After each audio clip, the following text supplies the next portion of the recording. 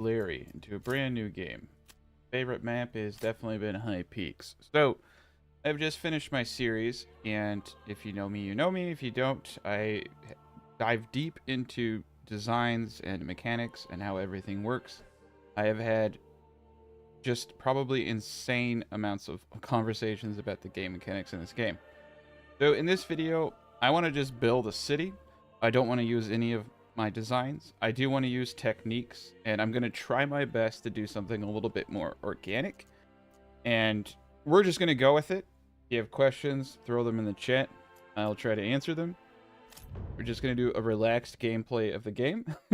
I feel like for the last couple of weeks, I have just been going very hardcore into design. And I want to show that there is an organic side to this game. Explain the mechanics so that you can understand it and see what we can do. So this is a really interesting start. We're in the worst part of this little valley of map. This is the coolest place up here. There's no food up there. All of our food is right down here in this little valley. I absolutely hate this start. Absolutely hate this start. So that's what I mean. Don't be afraid to start over. The only condition to any of this is that I must be named Larry and look like this guy.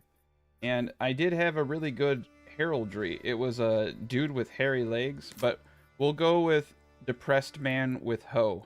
Depressed man with hoe is definitely on par with man with hairy legs. So default settings, high peak. The organic word, yeah. But what does organic mean, right? What does organic really mean? Organic usually means that it is designed to the natural terrain of the map. So like technically any of my designs can be organic. And this is actually an interesting concept because there are a lot of videos on Manor Lords and people are like, oh, your city looks good, your city looks good. But from my perspective, a lot of designs just do this. They're just like, and people are just like, oh my God, that's great. You put all those houses in a line instead of, in a circle or in some kind of shape. So I don't even think the people that play this game organically, in my opinion, make good organic cities. So, and I don't know if I can either. I'm not trying to tout anything there. So the technical way of organic is to build to, the curvature of the map and the natural terrain. So I would think the easiest way to build an organic city would be to build off of the main road, right? You have a main road. That's kind of how an organic city naturally develops. You think of a lot of things or development of any city. Some of the shittiest examples, of course, would be like California. A lot of cities were based off of the railroads. So you have just this straight line, but like that in itself is an organic representation of growth. So it's so what does that mean? What does organic mean? I mean, it definitely has a definition, but what I'm getting at is that everybody has an incredibly different interpretation of organic. The goat of the throat. So I'm going to give you my interpretation of what I think an organic city is. And we're going to...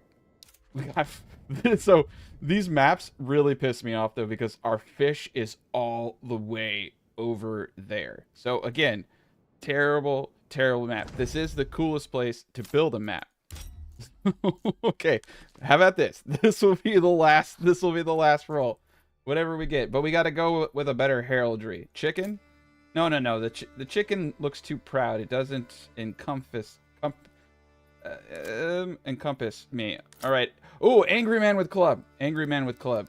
Maybe two of them stacked on top of each other. This is getting weird, and I like it. This is exactly what Larry is about. All right, we got it. We're going one more time. I keep getting these maps where my starting location in the road where I want to build the city is just way too far away from the food supply. I have a feeling about this city.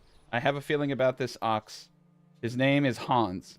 He is a proper and non-demonetizing ox name. I'm in good shape already. We got berries, we got rich wild animals, and we got perfect farmland. and we have multiple places in which we can build our city. So I'm in the valley that I hate, but I am a man of my word.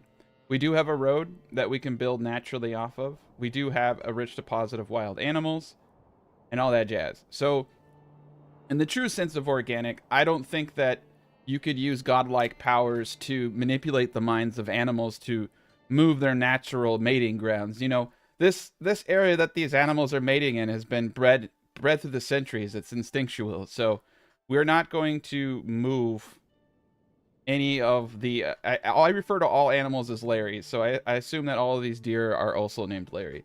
So none of the Larrys shall be moved from this terrain. We have a nice area over here. And in the spirit of organic, I'm not going to put a field around my berries either. But we will use confined areas for production to make sure that those things aren't destroyed. So yes, we have the richest, most luscious farmland that there is. And that's cool. That's really, really cool. So I like this bend. I like this bend. So this is the question that I have in Manor Lords is, out of all the things I've heard people say about making organic cities, I still see everyone doing this. But and in some of these videos that I see, people are like, oh my god, it's so nice to see someone make an organic city. And I'm just like, I don't know if that is naturally organic. Now, the Germanic clans I was reading about organic city design had actually an oval design where cities were based upon a water source in the center with an oval. So I almost feel like I need to read like a bunch of books about city design, because almost all of it was planned or not planned. So in a German early tribalistic colonizing, like I think like in the no, I shouldn't say that. It was probably right before Roman times. They would build their cities around a water source. So I think that that is probably a good way to go.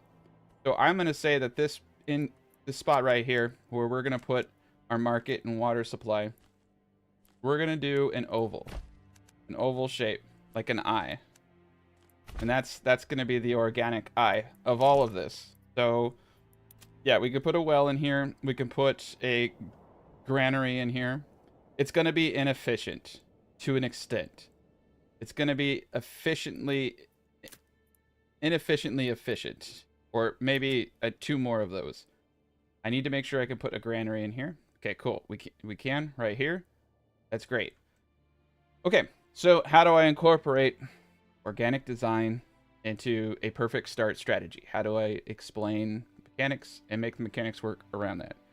So, of course, there are a few things that we want. One is an additional hitching post.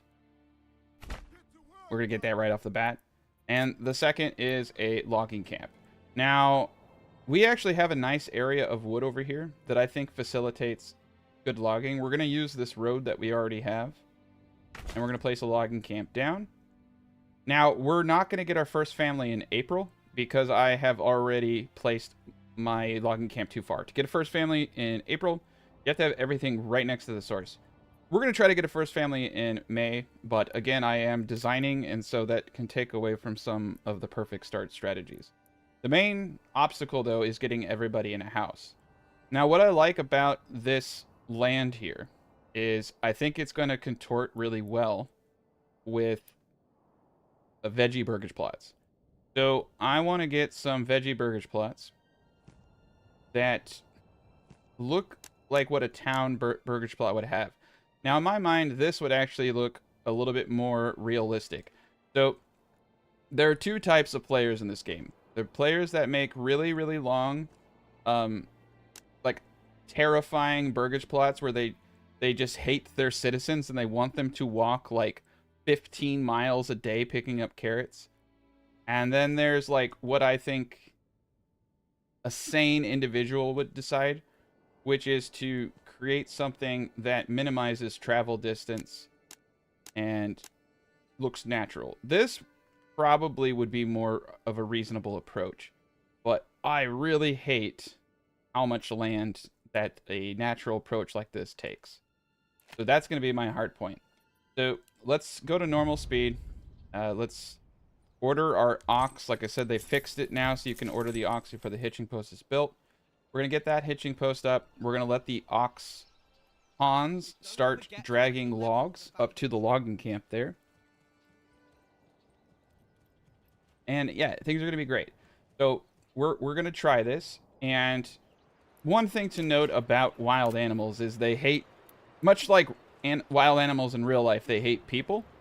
So if I have houses close to these animal spawns, it's going to piss them off, basically.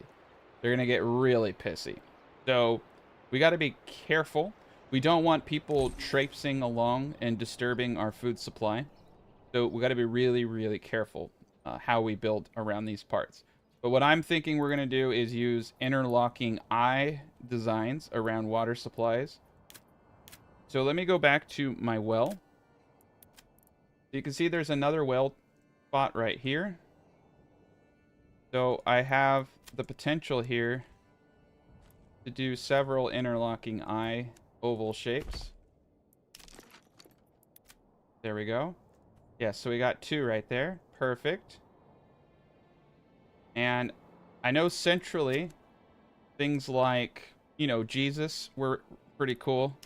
So it would seem reasonable that the tavern and all those things would be kind of located in a central area. Now, since we're in a fertile region where we don't care too much, this actually makes it a lot easier, in my opinion, to do organic design, because you have a lot of opportunities for farming. I don't know why they chose this little valley down here instead of the cool hilltop. I guess that's just their style. That's just their thing. But we'll try to make this work in the middle there. So let's go into normal mode. And maybe speed this up just a tad bit, fast forward. But like I said, they love obeying traffic laws. And we're going to try these little lip designs. Now, another thing I noticed in the dramatic designs is they had 2 back roads extending from the oval like so, but they had a solid bottom, which actually works really well for this up against the forest design. So it's a pretty interesting idea. I guess you could call them eyelashes. But, you know, the natives, I think, were a lot like me, and that they liked designing things, but we're going to try to go with the flow. And this is an interesting design that they use when they were expanding territory in early Germanic history. Pretty interesting concept. I definitely think I could have been the old dude 20,000 years ago if reincarnation is real who did this shit. Perfect. Wonderful. So you can see that we have a pretty good movement. I'm actually going to connect these 2 lashes here. And this makes a nice little opening where I can put houses, or I can put something as simple as Jesus. So yeah, I'm trying to think where I want industry, where I want all that stuff. So the church, yeah, the church being centered here makes a whole lot of sense. Also, houses being centered here makes a whole lot of sense. We'll play it by ear. I'll probably fail at this. I'll end up making the Bender 5.0 or some crap. Okay. So they got 1 more log being pulled. We keep getting weird messages from this old man, and he's creeping me out. So I've been ignoring most of it. So let's see. We want our first 3 plots to be able to grow like veggies and sorts of things like that. So using this lash concept, I know that their designs were actually pretty much like what you see on YouTubers doing, which is like this. Just little plots in a nice little oval around their water supply. And this is efficient. It is decent. The one thing that isn't efficient, though, is that the backyard extension is way too small. We want at least a corpse pit for each of them. Just 1 corpse pit here is only 45 veggies, right? So, oof. How can I do this, right? How can I make this city not look like a pile of Okay, so that is like, oh my god, like 30 veggies per burgage plot. It is not going to feed enough people. So It's a bra. I guess you're right. It does look like a bra. Old man's bra. It's an old Germanic man's bra. All right. So one of the easiest ways to get better snap points is to have the third and fourth point be wider apart.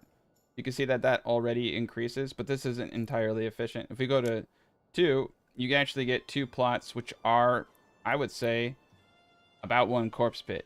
And that's what's crazy when you look at something like the bender, right? Because that's one bender is just half of the bender is equivalent to what you see right there.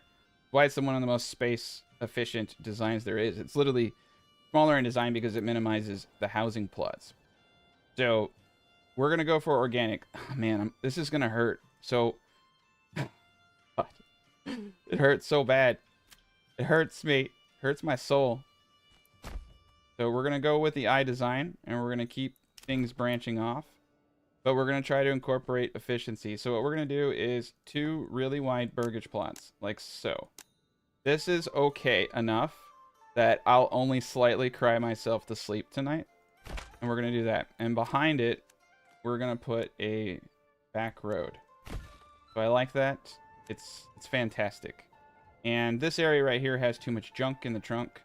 So we're going to have to go around it.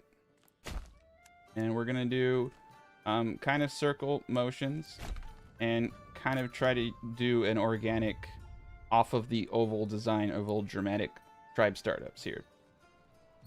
Okay. All right. I'll get through this. I'll have to call my non-existent therapist tomorrow, which will probably be really confusing to the random stranger that I call. But we're going to be in good shape. I got enough for 1 more. And I think we're good because we're only going to do 2 veggies off the bat. So I think what we're actually going to do is try to put a house in a location like right next to our log maker. Our log maker. He makes logs. He cuts logs down. He's not a magician. And I'm gonna put a little house over here for him. And in the spirit of the slightly curved roads, I'm gonna do this around this area.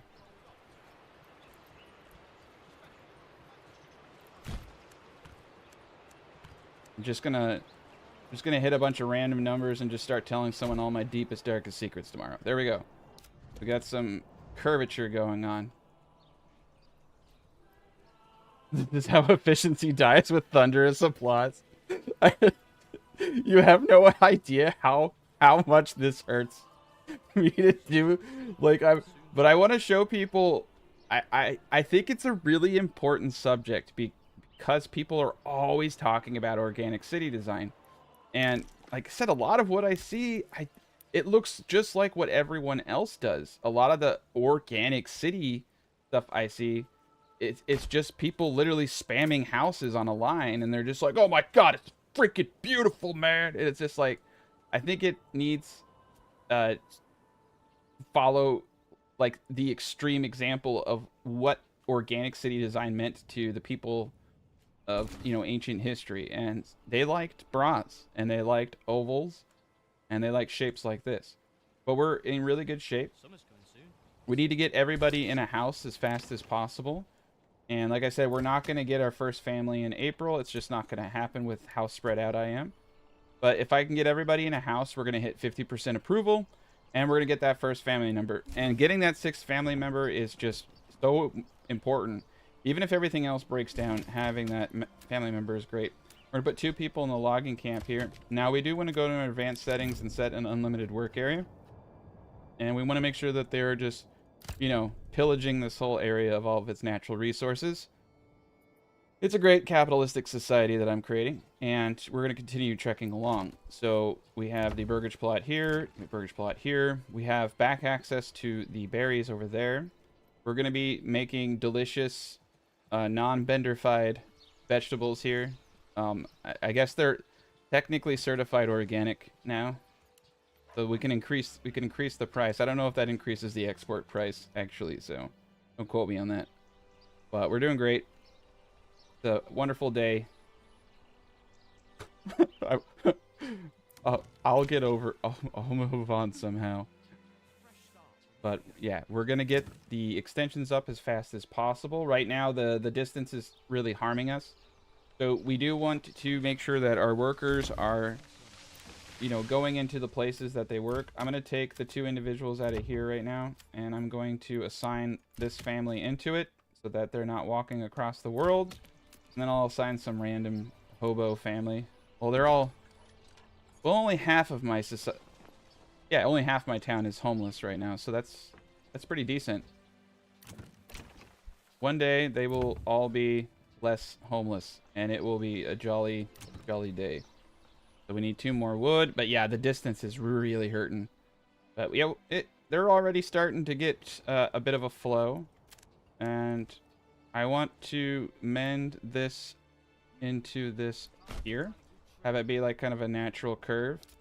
There we go. The bra is now... no, it still kind of has the bra thing going on. So eventually one day, my city will not look like a bra. Yeah. God. Yeah, well, I think efficiency is beautiful. And I would actually argue that the Brondo looks better than any of the shit I've seen out there as far as, like, town aesthetics. If I had to pick a place to live, I don't think I'd live in the place where, like, people had to walk half a mile to drop their produce off. I think I'd live in that, like, wonderful little circle town that's, like, efficient. You know, like, people that say hi to you on the street because they have time to, like, process their feelings instead of spending, like, half their life hauling additional vegetables to the granary.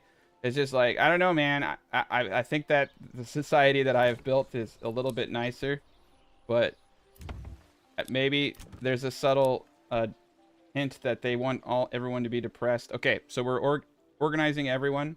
I'm going to pull both units out of the logs and focus on upgrading everything so that we can get our first family at the 1st of May. I also want to get the hunting camp people going, and we have a rich deposit. One thing that kind of sucks about us having a rich deposit, though, of farmland and this is I can't use the policy without, you know, the policy here for hunting grounds to increase breed rates. But that's okay. I do think, though, that we're going to go into some sausage production. Because we're going to be really organic. And we need nothing... nothing screams organic like salted meat. Like meat just drenched in salt. And then turned into... Like, you realize the sausage has one of the lowest, like, spoilage rates in this stuff. So it's just, like, really salted meat. It probably tastes god-awful. But, you know what? That's what they're going to live off of. And what I like about this little shelf here is I can have both of my berry guys right here with pretty quick access to the granary. So the granary is going to be a beautiful thing right there. And it looks like we have all of our housing up. I'm going to put 1 individual into the logging camp.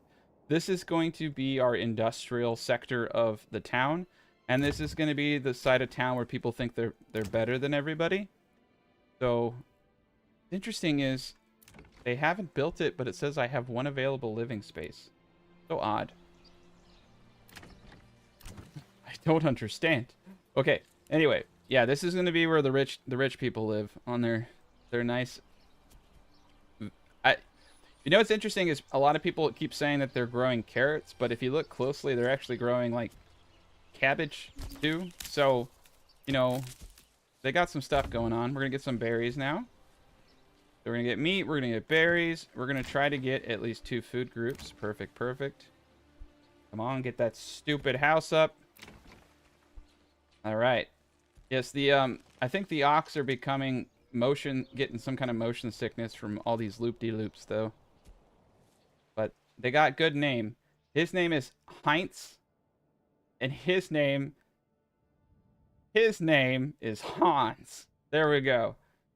I know that I have a gifted start when the ox names aren't trying to make me say the unforgivable words. Now we're going to get both of these gents into veggie production. So, I'm going to try to size up how much veggies I think are... Ooh. These aren't too bad. These are about...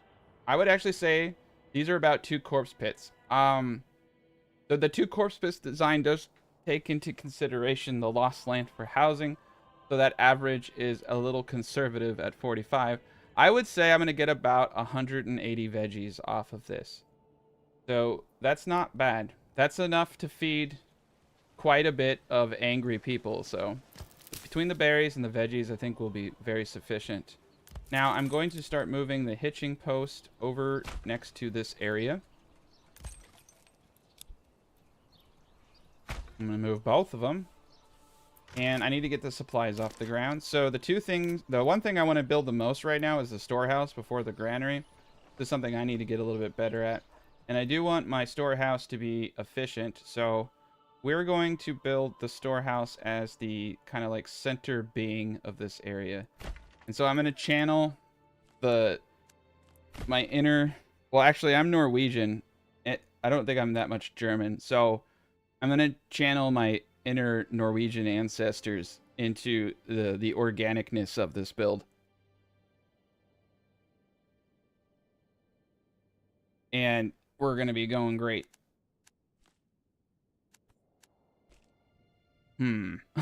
Okay. We got a road right here, so that makes sense.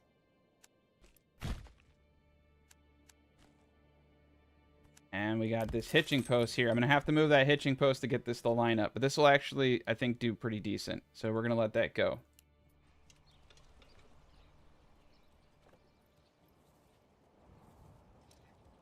All right, we're in good shape. I think my ancestors are pleased.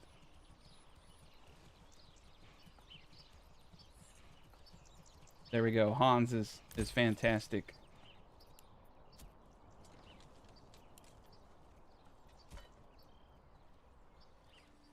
Yeah, everybody's doing great.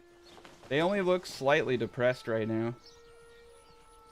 I don't know where the hell they got that. Is that a shovel? I can't tell what it's made out of.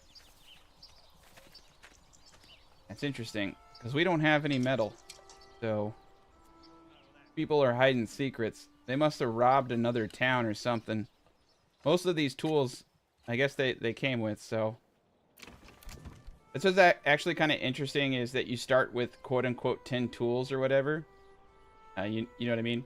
But none of the people are all using tools for production. I don't think that he wants to put that level of management in. I know other games make it so that you use tools over time, and that if you don't have tools, you have, you know, efficiency issues.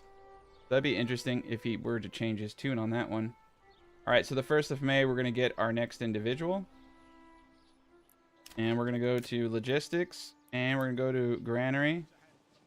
I'm going to place the granary right here.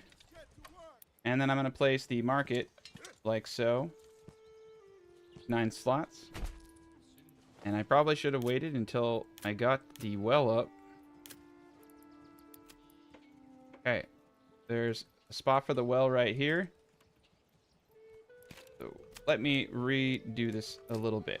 We're going to get rid of the marketplace. Now, my inner Norwegian ancestors are telling me that the well should go at the eye. And that they should have circly pathways around it. Yes, it's beautiful. It's, as is tradition. I feel like I'm just trolling. Well, I am trolling now. But at the same time, I feel like I'm not trolling, which is the terrible thing. All right. And then we're going to put our market stalls.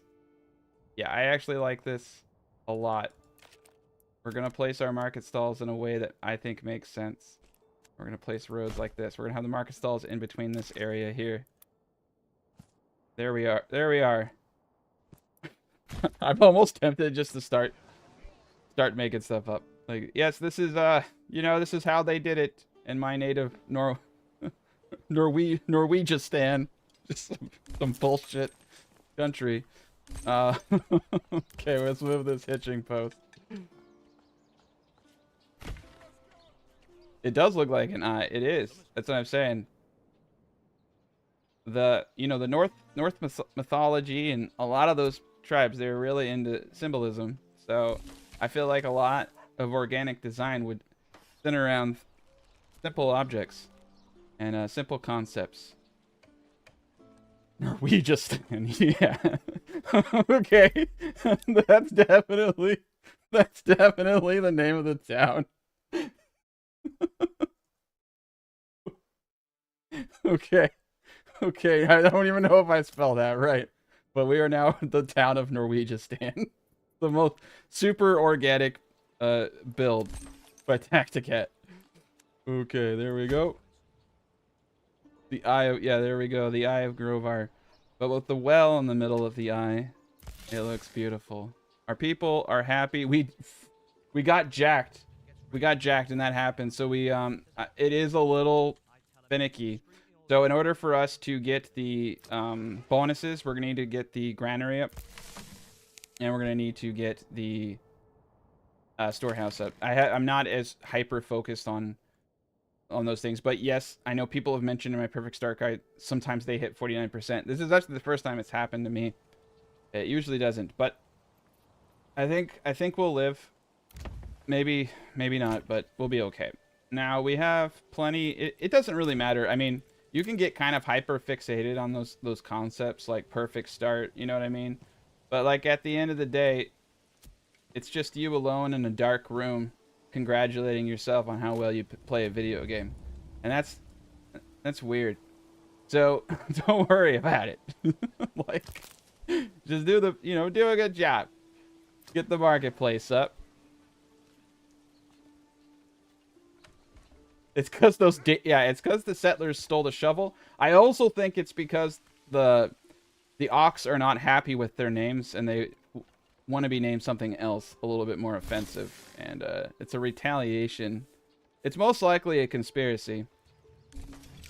It has to be. All right, well, we got the eye of the town up now. We're gonna get one individual into the granary. We're gonna pause the game real quick. We're gonna take an inventory. Not spiritual, not yet at least. Let me see. We have 45 berries. I'm gonna pull out of the berries for now. We have a worker in the granary. I want to get that stuff off the floor, the tools and all that. I don't want that stuff stolen. It's really annoying if you lose your tools. Oh, son of a... Am I too late? Oh boy, I am too late.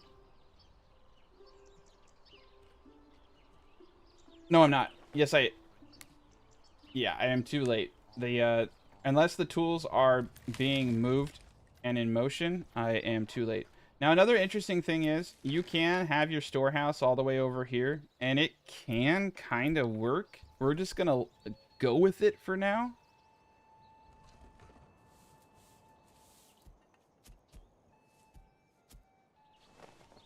Yeah, they got stolen. But you know what? That's a good start.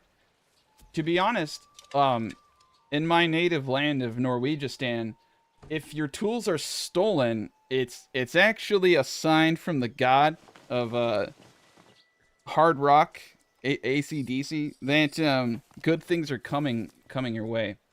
So it's all there. It's all there in the books. If you read the books, you'll know what I'm talking about. So just don't worry about it, though. The important thing is I know what's going on. We're gonna be fine. We're gonna get the multi-food bonus here in a second. It's kind of actually, you can see, being a dick right now. It's not calculating all of the approvals correctly. So we're back in shape. It's May 18th. I think we're gonna get our next family at the start of June, and that is a lovely thing. We have 5 timber, so I wanted something that looked kind of like this over here, but it's not looking like that is in the cards. So we want lush apples, and I think that apples would look pretty decent. So here's a serious note. A lot of people are having problems with their organic city designs and their cities that are spread out. So the biggest food logistic hurdle is with the granary, and it's between 3 foods. It's veggies, apples, and honey, okay, and eggs. All of them, really. Essentially, the further you are away from your granary, the further that granary worker has to travel. You know, your families are 3 people. The further they have to travel to come and get your shit. So these burgage plots get full of like this one's going to have 90 veggies. So one guy with a cart is going to come out and pull 10 at a time. That's 9 trips from this burgage plot and 9 trips from this burgage plot. Now, while your food is in those pantries, it has some of the highest spoilage rates ever. So you're losing a lot of veggies if you're not effectively getting those things out. And 2, if your pantry gets full, they can no longer harvest vegetables. So you're not getting the full yield out of your plots. So having your veggies in a kind of I formation close to the granary is going to alleviate that issue. The same with chicken eggs and things like that. That's why, like over here, we're probably going to have another granary for chicken eggs. Now, because of the way the game works currently, if you have enough food in your granary, it's eaten first. But let me rephrase that. The game looks at the granary and market stalls, and it eats foods equally. Say it needs to consume 20 food, and you have 4 food types. It's going to eat 5 of each. It's going to consume it from the granary first, and then it's going to consume it from the market stall. So the principle here is, if I have enough food in my granary that it never consumes from the market stall never needs to be restocked. So things like berries, veggies, apples, the granary location is more important than the market stall location. But things that are low producers, like meat and eggs, where you're always running out, well, then it's going to consume it from the market stall, because that's where they are most of the time. And so those market stalls are actually going to be replenished. Like, funny enough, like the berries that you put in this market stall from the beginning of the game, these berries are likely to be the same berries 20 years from now, because I'm always having excess berries in my granary, usually with my setups. So the game is weird that way.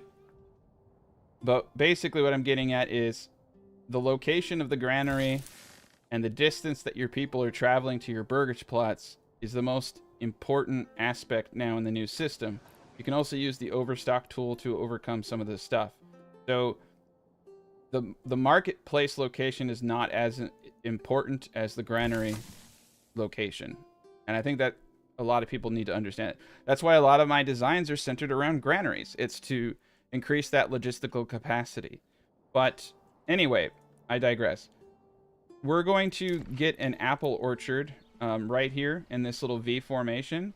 Now, the cool thing about apple orchards is they're a bit different from veggies. And the fact that, okay, so with a veggie, they come out and they harvest, and they harvest, and they harvest, and then they pull back. With apples, they harvest like every 3rd apple tree is what's yielding.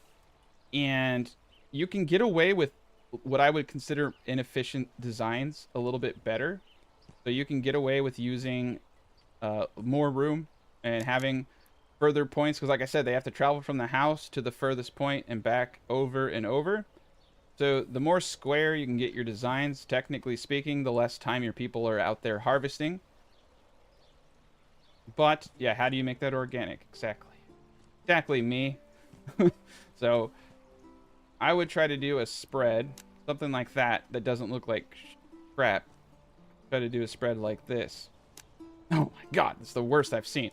All right, I'll play around with this. But we're going to want to get some apples up at some point. I'll only refer to the plural of ox as oxi, like cacti, or oxuses. So it's either I say ox or I say some other stupid word. I really don't care what the plural of anything is. I typically call everything just as singular, to be honest. That's why I say we need to get more ox. But I like to use smaller words. Okay, we're doing great though. Our people have a pretty good diet, to be fair, and we're at 51%. We're about to hit early June. Everybody loves me. Nobody hates me. So I'm pretty much the greatest Manor Lords ever. The Manor Lords. Manor Lordsai. The plural of Manor Lords, right? A plethora of ox. I rather say I rather go the distance and say a plethora of ox than say oxen. Yeah, it would be great if this game lets you pick where you start. That is so the two here are the two main things that I have asked for, and everyone keeps asking if I'm asking for. One is different abilities to make booze, like grapevines. Grapevines would be cool. Honey into mead, apples into cider, and then yeah, being able to pick where your start location is like top of the list. Yeah, I'm on board with that. You know what? I think if people complain enough that it will happen, simply because it needs to, because it's just so annoying re-rolling over and over again. I mean, it would be a godsend for me because then I could make more specific guides. Because right now, what's funny is like when I did my Perfect Start series, I was rolling some of the best maps I've ever rolled, and I had to trash them because it's not a good like I wanted to show people the worst case scenario, and it's just like I got like rich fish, or I didn't get rich fish, but it's just yeah, because it took me 32 times once to get the what I would consider the perfect plot, which is rich animals and rich berries. Like you just don't go farming whatsoever. You don't do any of that stuff. It's really effective. But yeah, my people are toiling. They got pretty long distances to walk, but I think they're happy. We're a day away from June. The gods of Norwegistan have smiled upon us. Is that a dog? I'm not the only one who just heard a dog bark, right? Oh man. The spirits are taunting me today. The music for this game, though, is one of the better music tracks I've ever heard for a game. Okay, the common good stall is abandoned. I usually delete abandoned stalls because of some of the issues that happen. We're gonna get a lot of pelts over here. Oh, you gotta be shitting me! Oh my god. We got jerked. Okay, so we got the jerk bug. It's a bug where God hates you. Okay. So, I got to get the storehouse up. I have done this so many times where I get the 50% that I have taken for granted everything. It's okay. We're going to get the storehouse up, and we're just going to start getting some other stuff up. Okay. So another thing that I need to do is get a woodcutter's lodge up. I would like to put my woodcutter's lodge in an area that I think is going to make a lot of sense. And right here, I think is a great place. We can do it off the eye. Yeah, we'll do it off the eye. It's beautiful.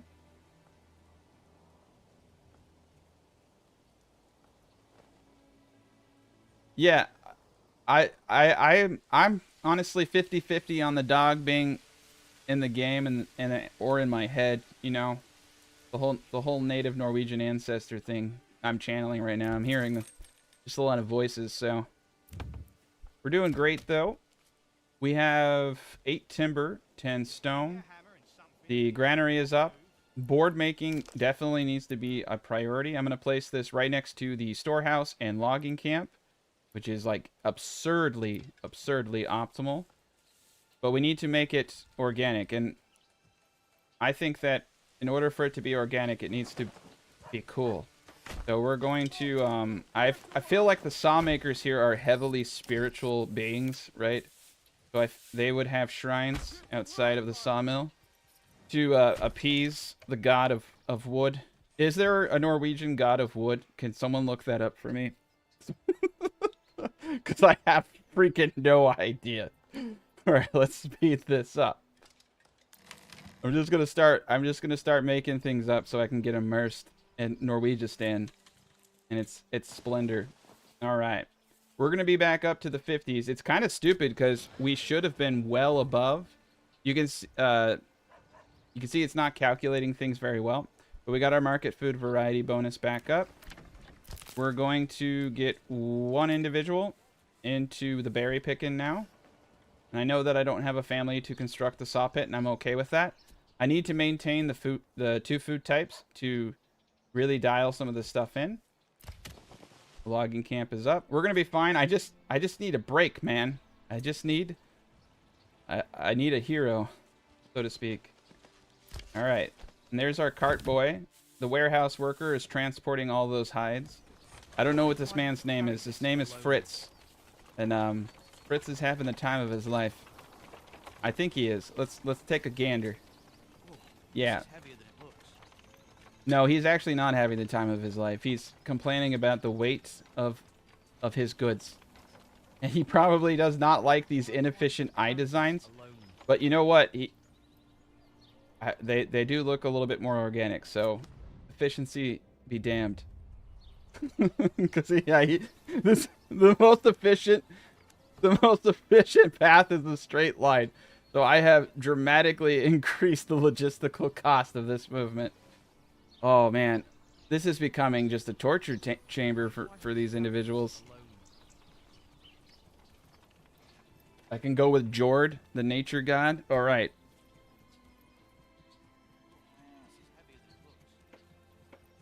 Ghost dogs, yes. We are haunted by ghost dogs and unsavory ox named Heinz. Why do I have to carry this alone? Dude, does he not have eyes? Oh, he's got eyes. It kind of looks like he's got glaucoma or something. The eyes are just really non-existent. I don't know. I'm kind of scared about the health of these ox. I don't know if you've ever seen a depressed ox before, but I believe we're looking at one right now. I mean, why do they have to put these really uncomfortable harnesses on these ox? Let these ox go free. Yeah, I need a free ox DLC. I think that the ox should be put in more comfortable harnesses. That definitely needs to be implemented into the game at some point. All right, so where are we? We have berries, meat. We got the storehouse for firewood. I'm going to take the gentleman out of the logging camp to start kind of building up some stuff. We don't necessarily need the timber anyway. I would like to get up individual housing. I think that this is a perfect location for some more double Burgersplatz. Now, I would assume... Ooh, those actually aren't too bad. That's actually not too bad at all. Not good. But it's not terrible. It hurts. It just hurts, man. If I'm gonna do it, I'm gonna do it here. So we can do one giant apple field right here. This is I think we can actually get this to work even with something this weird. I used to actually call a design like this the racetrack, because you run around it like a racetrack, but I think we can actually make this slightly efficient if we can tilt the axis on both of these. Unfortunately, we were not able to tilt it enough. So let me do this correctly by putting the point there. Third point here. There we go. Look at that. That is a beautiful apple orchard. We're going to do it. So we got our veggies and apples without using benders and using the eyelash technique.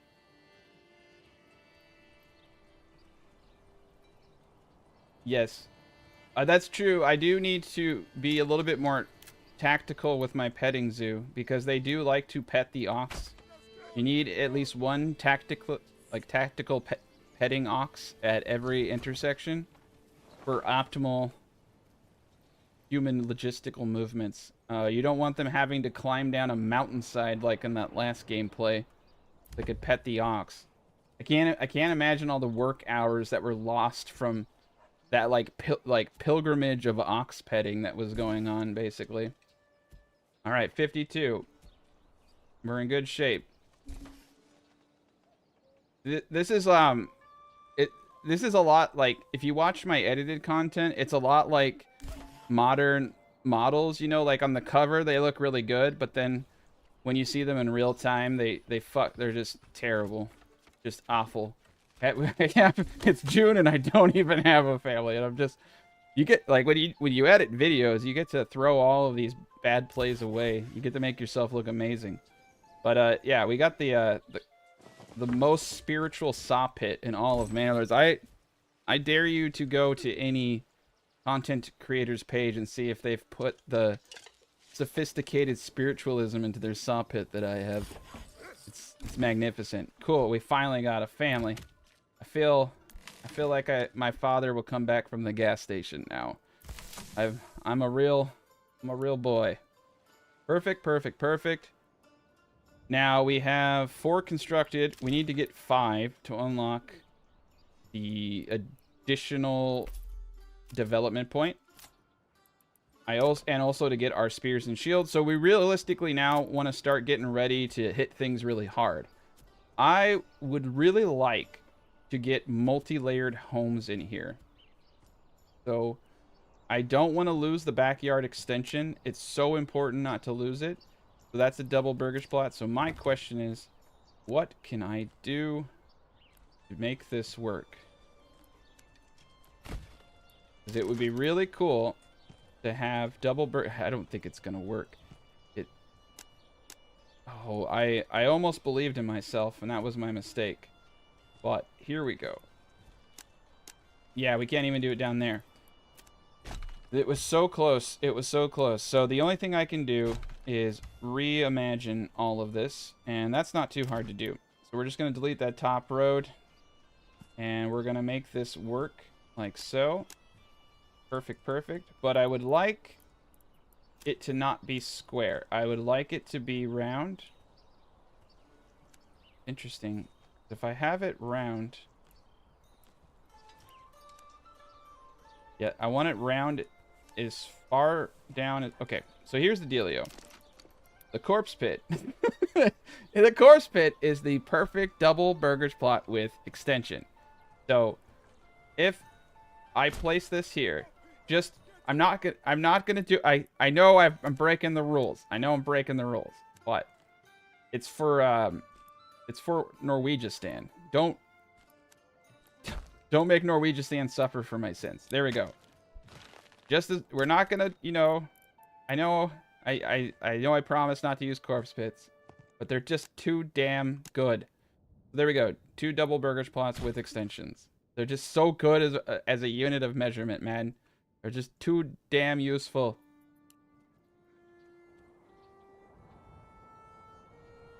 Yep, you can move around market stalls. No problem. You can make them look as cool as you want. So if you want your market stalls to have a certain vibe, right? Like say you want your market stalls to face each other. Unfortunately, you have to move it and then move it, which is annoying. Because it's in its own way. But you can have your market stalls all face each other, going down a line, make it look kind of, you know, organic. You could even line market stalls on one side of the eye and one side and the other side of the eye. So you have a nice, like, I actually think that's really cool. Like, line it on the road, going around the well. And there's no harm having 2 marketplaces at all in this game. No one's gonna, you know, arrest you or anything. So you're in good shape. We'll get them berries, get them plots. All right, we're gonna put 1 individual back into the logging camp. And I'm going to let them kind of build out. We're going to go into fast forward ×4 mode. I'm going to try to stay closer to the ground. I know people like to experience the aesthetics of the game. It is a very beautiful game.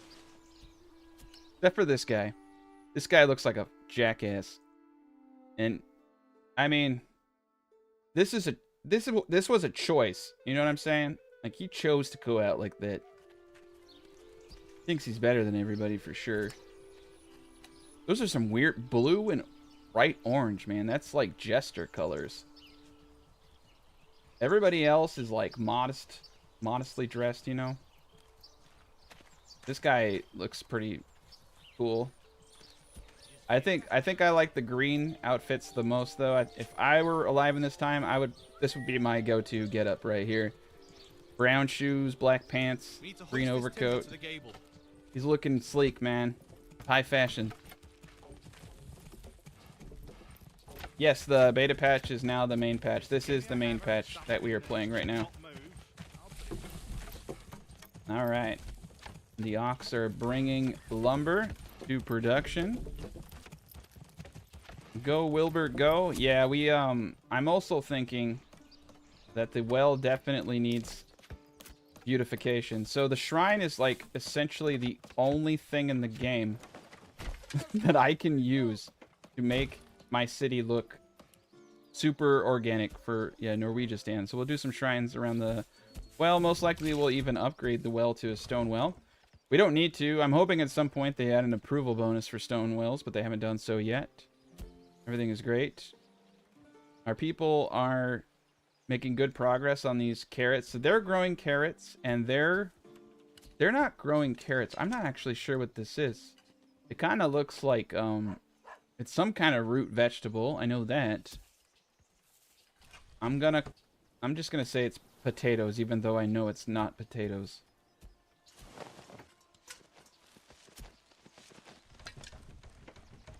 Dude, I would kill for stockades or like some kind of juggler on the street kind of dealio. All right, we're gonna go with orchardry, and right now, I just need a few more families to fulfill my need of destroying anyone that challenges me.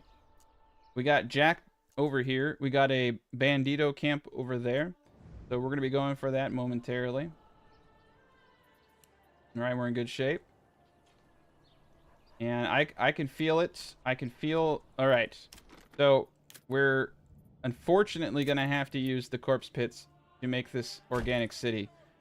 Because it's going to look really good when we do it this way. What I would like to do is have cascading cities on these outskirts here. We want to take the eye circular designs. But in order to get backyard extensions correctly, yeah, that will do it right there. Okay, we just need to make sure that we have the clearance. So right here we can put a bunch of little towns. So what I'm thinking, pause the game, corpse pit here, is we utilize this area here for certain houses, and we have multiple houses within sight of it. There we go.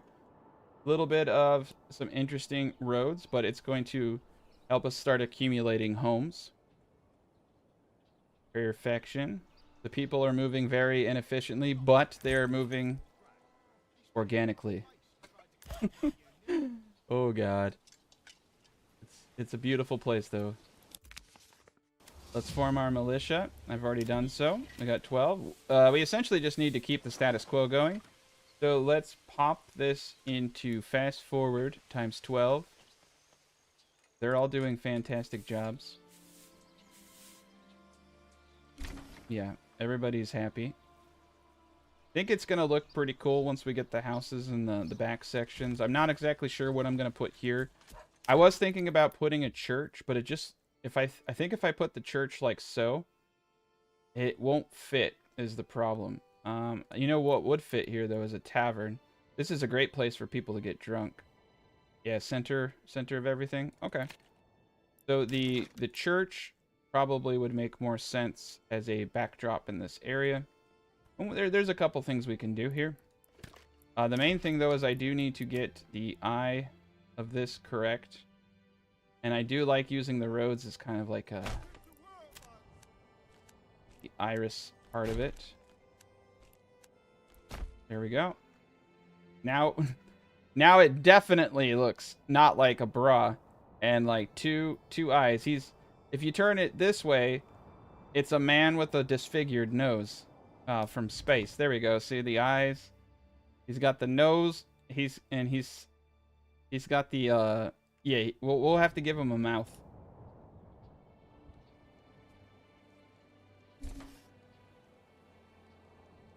Bet the colorblind. Yeah, he's definitely colorblind. He has a tragic backstory. He was trying to save an ox from drowning, and got hit in the head. Now he can't see colors.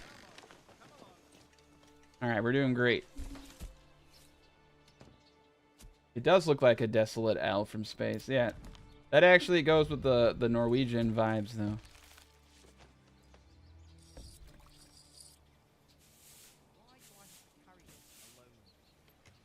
Well, yeah, being a noob or not being a noob, like anything in life, if you do something over and over and over again, you're eventually going to become okay enough. That's the term I use. You may not ever be good, but you'll become passable. 12 months of food, 5 months of fuel. Alright.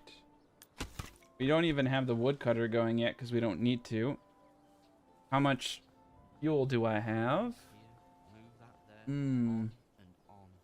Firewood 0. Okay. Let's start collecting firewood. Just a little bit. Everybody's doing a fantastic job. Our population... This is the stage of the game where you just kind of chill out and look around. And I typically use this time to plot my expansion and how I want to dominate the world. And we're pretty much on track. We got clay over here. We got stone. We got salt. We'll definitely be doing a little bit of farming at some point. But everybody is doing their jobs, which is pretty decent. I think we also want to get a house in here.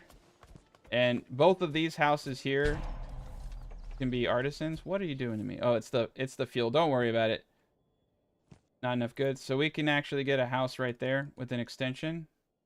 That's great.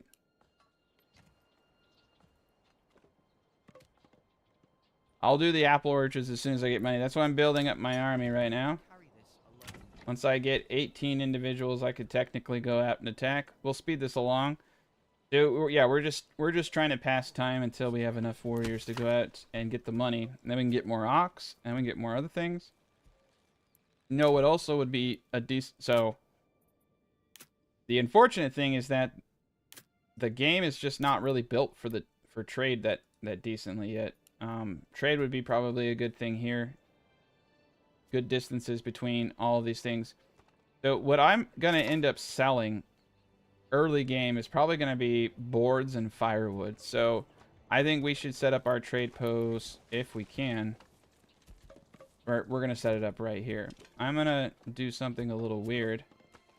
That's just my style. Okay. So I really do like the shrines. I think the shrines add something, right? They add that vibe. That should I go into this location vibe. And I like that. So we're going to put our road point here. We're going to use spacing. I don't want the traders to get stuck on it. I have to balance coolness with the traders not getting all janky. So I may have just made this situation dire. But we'll find out. There we go. We'll have our shrine post in front. But yeah, let's get a trade post up. I know a lot of us are tempted to build buildings straight onto the roads, but realistically, most buildings are a little bit off of a road with a road going to it. So that, to me, looks a little more organic. You don't have your bedroom 10 feet from the highway, so same for these people. These guys, though, it makes sense to have the road like that.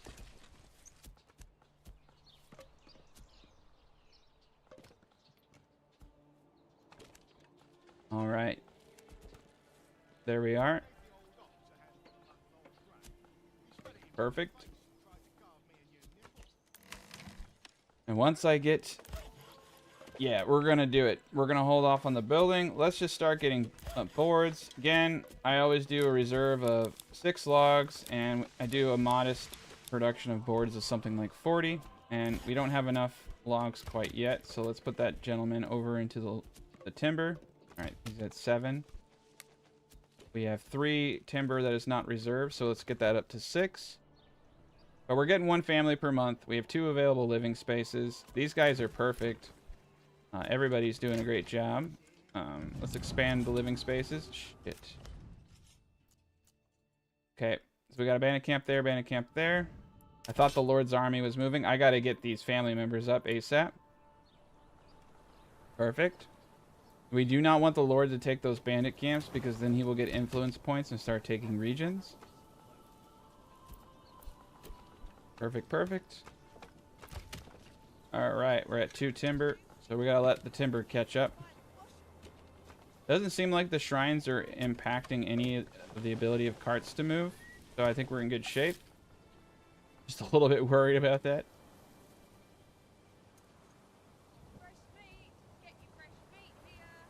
What's going to impact your apiaries is not the amount of workers. You just need one family. What's going to impact the apiaries is your ability to get the honey out once it fully forms. It will not generate more honeycomb until it's out. You only need, so you just need to make sure you have granary workers. If you watched one of my recent episodes that came out yesterday, I go over that. I also go over it a couple more times. And the video that's going to come out tomorrow, which is the conclusion of the Perfect City series. All right. But yeah, you don't need more than one family. If you're not getting as much honey as you should, it's because you have an inefficient logistics, and that you need more granary workers to move the honey out. All right, we got our extra family. Perfect. I'm gonna let him build things up. And we're in good shape. Now, I would like to get the church up to kind of solidify our approval rating. I'd also really like to get a manor up. Like to get a stone cutter up. Like to get so many things up. But every family that moves in, we're like 2 families shy right now of where we need to be. We're gonna double that family up. Perfect. This one needs to be doubled up too. There we go. We're in good shape. Kind of actually interesting to see how the logistics work on what I would consider a slightly inefficient road setup. It's actually kind of not, it does look kind of cool to see them all kind of crisscrossing and going in these directions. But yeah, this is the organic oval. They call it an oval design, and it's actually pretty common. It looks pretty decent.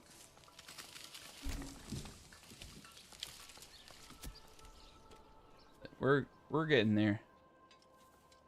We're gonna speed things up just a tad bit, but yeah, I'll try to stick closer to the ground instead of leering down like the god of Norwegistan.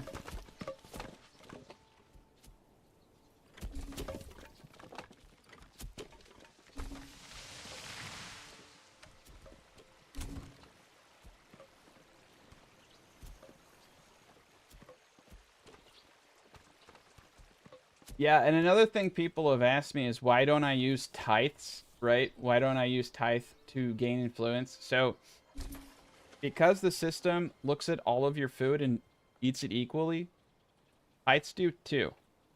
So, if you're trying to establish a 3rd or 4th food type, it's going to eat your eggs, it's going to eat your meats, it's going to eat your low producing food, and it makes establishing those high approval ratings kind of difficult. So I hate tithes until I have every family member in, and then I don't care about approvals. I gain most of my influence though from honestly the bandits, and I've never really had too much of a problem accumulating enough to take multiple regions. If you just hit all the bandits, you're gonna be good. So we're doing great. He's able to easily fulfill the firewood needs of our society. Another thing I want to remind people is that they don't take firewood from the market stall. They take it from the storehouse. So one member of the family is actually coming over here. So the market stall is kind of just silly. Like the immortal firewood is going to be there forever. The storehouse location has more to do with that efficiency. But most of these but when you get a double burgers plot up to 4 families, you're talking about one of 12 people once a month going to get firewood. So that's happening. It is a logistic cost. It's the same with water. Not that big of a deal, but it is something to take into consideration. Like, if I have a family out here in a house, they're gonna have to, like, send, you know, old Betsy Sue on a fucking magical journey to Narnia just to get some firewood. So it's something to think about. So I know it's there's like two different perspectives when you're building. There are people who have no idea that those things are happening, and so they build the city that they want to build. And then there are people like me who understand those things, and so we build cities like this. And people are like, "Why are you doing that?" I don't necessarily articulate like every thought that I have, because I'm kind of at a point where it's just like a form of memory, muscle memory, if you want to call it. Not really muscle memory because it's not physical, but of that degree. All right, cool. We're gonna go in the saw pit. Carry this alone.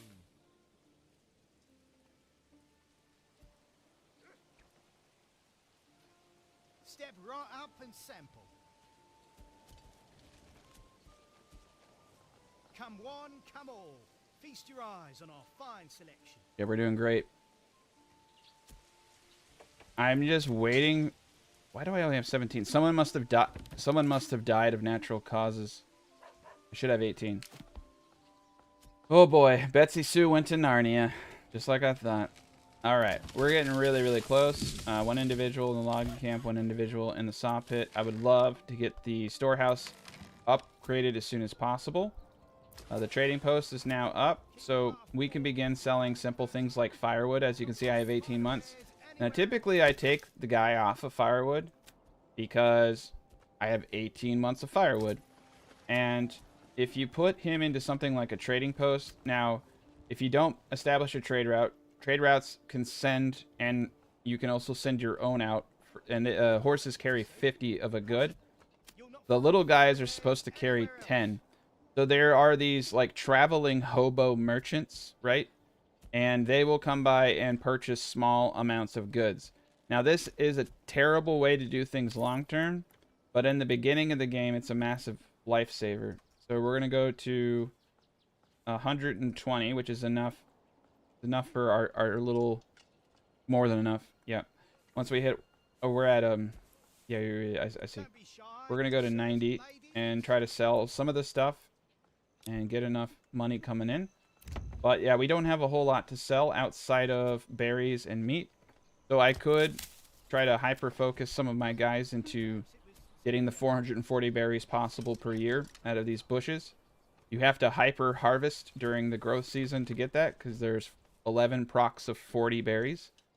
And so people are like, how the hell do you get 440 berries? Well, it's a game of hungry, hungry hippos during a very short period of time. It's very, very easy to replicate. You just have to understand how the growing mechanics work. This is actually pretty cool. I like this. It would actually, you know what they need for, like, what I kind of want for the next patch is, like, fences, shrines that don't look like this. Like, maybe another kind of shrine. That would be cool. We got enough for Jesus now. So, I know that, that's cool.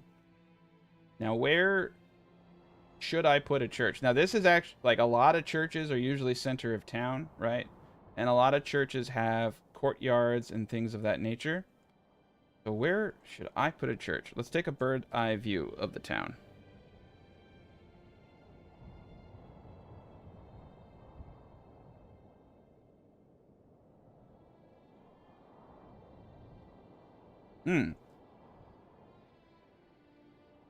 Okay, so this is interesting.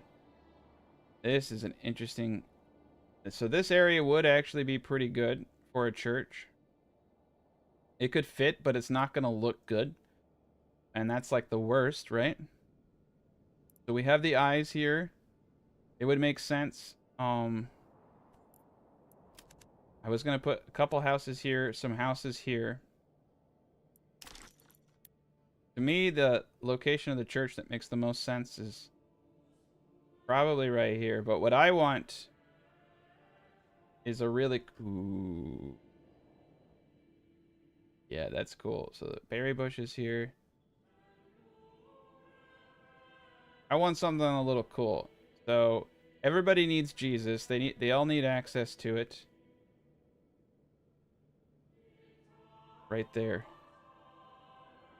All right. We're going to line it up with this road right here.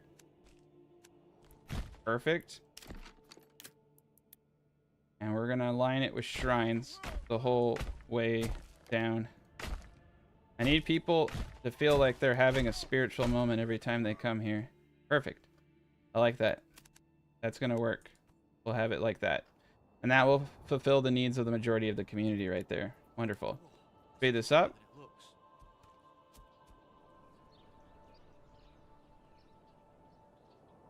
Yep. We got a big old pit. Come along, lad. Perfect. All right, we have 4 out of 5 individuals. We're going to put one person in the trade post. I think that we're going to start trading berries. So we're going to want 3 of these bad boys. And this is really nice that we have them right there. We're going to place one person in. Oh, no, it's October. All right. I'm getting way ahead of myself. There's nothing there. All right. Speed this up. We got 18 out of 36. I got 3 free families. So logging camp is solid. Saw pit is solid. The trading post. Storehouse. Woodcutter's lodge. We're going to go back into woodcutting. We're just going to use wood right now. Probably one of the better trade items. I could also sell boards, but I kind of need all the boards that I have. And the next thing that I actually want to do too, that I now have boards, is get a mining pit on this clay. We can scoop all that up. And a stone cutter at a kind of midpoint. Not enough goods. Yeah, we're going to want to get stone coming in so we can upgrade granary and do things like that. We also want to upgrade the storehouse as soon as possible. But we're doing really well. We have 46 pelts. Holy cow. 46 hides. So, yeah, we also need to get up a tannery. We're kind of in a wood crunch, so I'm going to put 2 people in the logging camp. Let them go ham. Things are coming along. Feels need a bit of a drink. So could I. One more person, and I'm going to just go start trashing these bandit camps.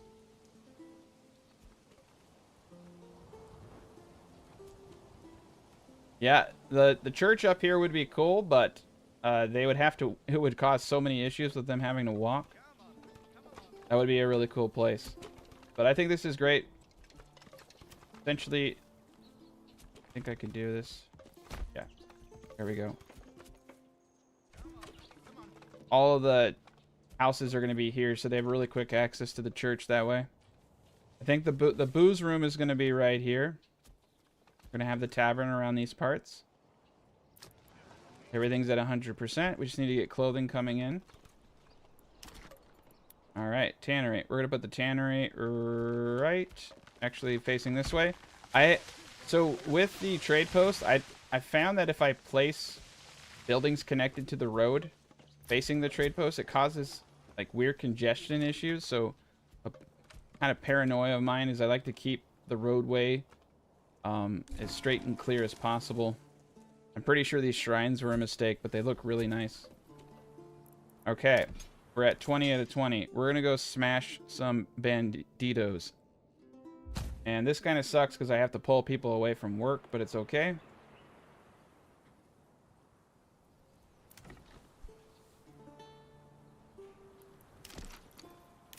I also want to put a little bit more of a hitching post area down. I think this area worked fine. Fortunately, I did not do a good job. Guys, I could have probably fit a third in there. All right, we're gonna put one here. We could put one more here. Cool. We're gonna put one there. Perfect. And they're always on run. I thought they were supposed to patch it so they don't default run. Now remember, you want to put your units 2 tiles thick so that you don't lose any men. And you want them in stand your ground to absorb charge damage, but then you want to push forward. Here's the brigands camp over there. We're going to go scare some Bambis. We're going to go this way. Now, if I can pull back into my territory, I can get a bonus. But realistically, I just want to be in an open field. And our stamina is a little low, but we're good. I'm going to hold here. Here they come. Going to regroup my stamina as best as possible. Yeah, we're at 113% cohesion.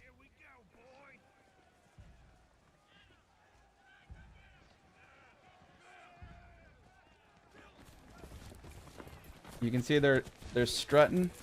They think they're all that. My guys are just taunting them. You got to admire their moxie. They definitely got moxie. All right, now that they've charged, we're going to push forward, speed this up, and we're just going to stab, stab, stab until everybody dies. It's a beautiful thing. And the great thing is I don't have to bury any of these dead bodies. So I could have fought on my terrain. Then I have to bury everybody. All right, we're going to run. And we're going to get some money. So I'm going to slap this money straight into my town. Okay. And we're going to walk ourselves back, disband, get our stamina back, and then walk over and take this bandito camp over there. But now I can start my apple orchard, which is the most important thing to do. And we can also order another superb ox. And then we can do chicken eggs. I think chicken eggs are great when you have your logistics correct. We do not have our logistics correct. Our granary workers would have to walk too far away. And you don't need chicken eggs, so I'm going to shy away from chicken eggs. Also, I don't think it's very organic to have just like chickens in everyone's backyards. I don't believe that is what society entirely looked like, but what do I know? You know, I'm just a humble man from Norwegistan. But I don't think everyone had chickens. I think like some people had chickens, but not city dwellers. Maybe like people who lived by them, you know. We're not talking, this isn't Little House on the Prairie here. This is, you know, a town. So not everyone would have chickens. All right. Here we go. Remember to walk their asses over there. All right, we're in great shape.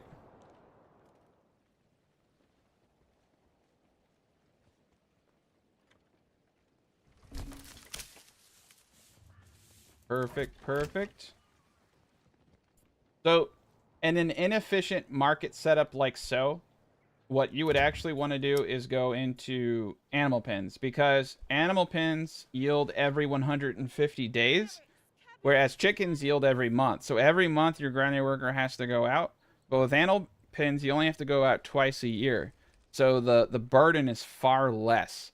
You're getting, with the perk, which we're going to get, because we're going to go into meat production, advanced skinning, you're getting 4 meat every 150 days. Essentially, you have 2 harvests a year, except for every 6th year, you technically have 3 harvests. I freaking hate the way they've done this with the game, but that's how it works, because it's Gregorian calendar, 365 days. So I just go based off what you're getting 5 out of the 6 years, which is 2 harvests. But you're going to get 8 meat a year with those perks versus 12 eggs a year, but the logistics cost is less because you're only having to travel to those houses twice a year instead of 12 times a year. So that's where I think animal pens shine in a spread out city. Like, yes, you're getting less food, but the logistical burden is way less. Like literally 1/6. All right, here we go. No, therapy chickens are great, but therapy chickens only work if your city is efficient. Chickens are amazing. What I would want to do for an efficient city is, you know, you have all of your houses on one road, and you have a granary like right here, or even this granary, not this granary with the market stalls, but a granary with market stalls disabled to go out and get those eggs. So I could do it. But not with this design. Like I said, everything is situational. Eggs are great. I highly recommend that you do eggs, but I would not use eggs in the design that I have because I can see the logistical hurdles that would make it inefficient. So I try not to use blanket statements, but I do stand by that chickens are a logistical issue. They're very, very good if you build your city with them in mind, but they're not good if you don't. Because if my guy is out there picking eggs instead of picking up those 120 veggies in a burgage plot, and he's spending like what 2 hours walking all the way across town to get one little freaking thing of eggs, it's going to cause inefficiency in all other areas. You're going to need a specified granary worker to go out and get those eggs.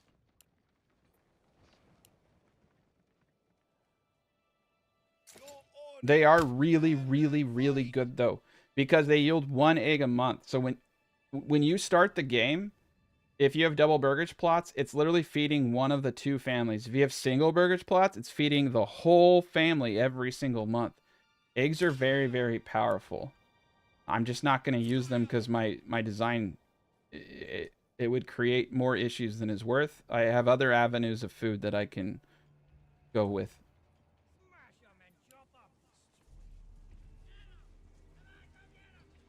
Yeah, I hope that makes sense. I get a lot of comments from people who say, like, I have all of my veggies and apples in my, my pantry. What's going on? It's like, well, I have no idea because I'm not looking at what you're looking at. And you know what I mean? You have to, pretty much with any action, you have to ask, like, what is the logistical cost of this action? And like, will this break down other chains that I have going on? Like, what will this do? And that's how I view all my cities. And that's why it's hard for me to build a city based off of feelings and like what looks pretty. Because I'm like some of my cities do look like circuit boards, but it's just maximizing efficiency, reducing travel time.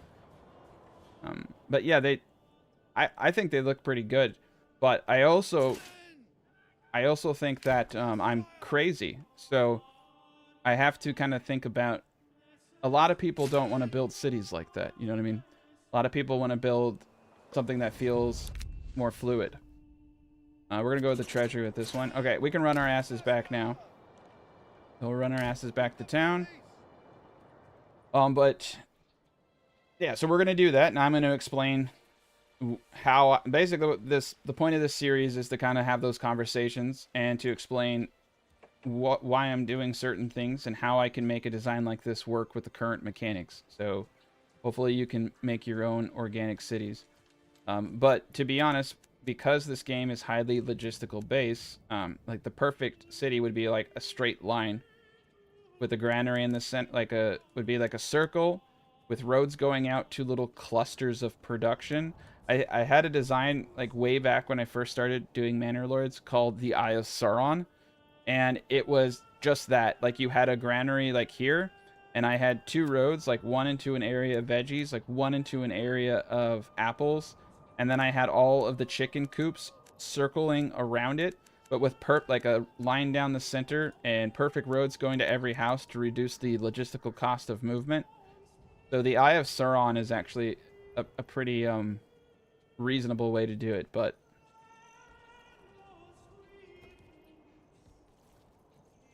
pigs, man, pigs also give you hide. I always leave that part out, sorry, but yeah, you also get hide with pigs. And if you want to sell leather, it's, especially when I go into the butchering perk, like we're gonna have so much leather.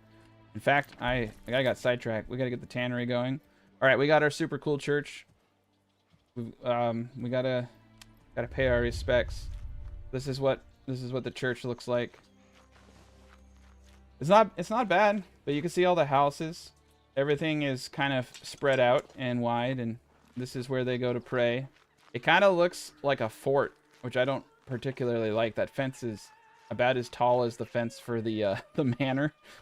It reminds me a lot of it. Yeah, it's a ghetto church, man. All right, trade post is going well. We got 226. We've got 103 in the treasury, so we can do mercenary units. The second objective right now is to get a bow maker. So I have a feeling that this eye here is kind of like a center of town, but it's also a really good place for a house single plot. All right, we're going to do a single plot here, and that's going to be a boyer. We're doing great. Nice. We got the petting zoo over here. We're going to upgrade that into a small stable. Think we have enough to do the storehouse is already large. We have enough now that I can most definitely get a stonecutter camp. Stone's all the way over there, so that's going to be a trek. I probably should put a road to this just to make it easier on their lives, so I will. There we go. And these individuals need to run much faster. There we are. Okay. So The amount of apples that I can produce from something like this. Let me get my tool. A handy dandy corpse pit. We're looking at one. Wow, this is actually, I would argue, this is probably 4 corpse pits. So this right here is potentially enough. I say that with quotes. 150 and 150. It's going to be just enough to feed everybody if I get more food types going. Like, if I were to get honey circling around this granary, which I'm probably going to do, it's going to work. It's going to work really well. Yeah, honey along the bottom of the eye. Not a bad thing. Now, one thing that kind of scares me is I have heard that they're going to revamp honey into being a source like wild animals. Like, no, I shouldn't say like wild animals. Like, fields. There's going to be meadow areas where honey generates more. So, you won't be able to stack. You won't be able to stack them potentially. And that's something Darren is suggesting to Greg. I don't like it, but it might happen. Anyway, yeah, that's that. So if they do that, that will change some stuff. But there's nothing they can do to me. Like, I will come up. You can't stop meta. It's just I'll figure something out and I'll make it even. Every change they make, I actually find ways to make even stronger designs. So I wish they would stop. Because I'm just gonna do something different. This is heavier than it looks. But yeah, they might change to the honey mechanics.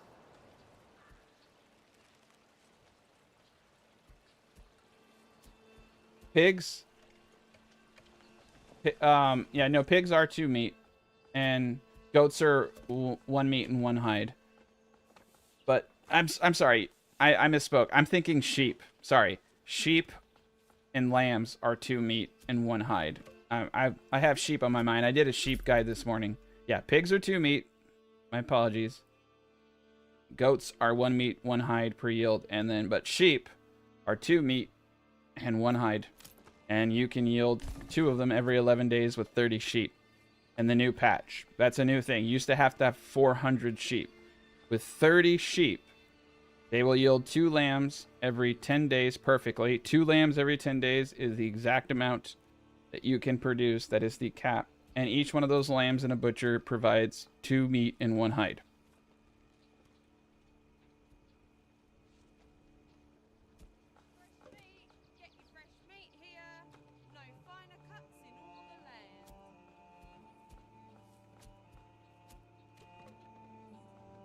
The best way to create choke points, honestly, is with farm plots. You see this?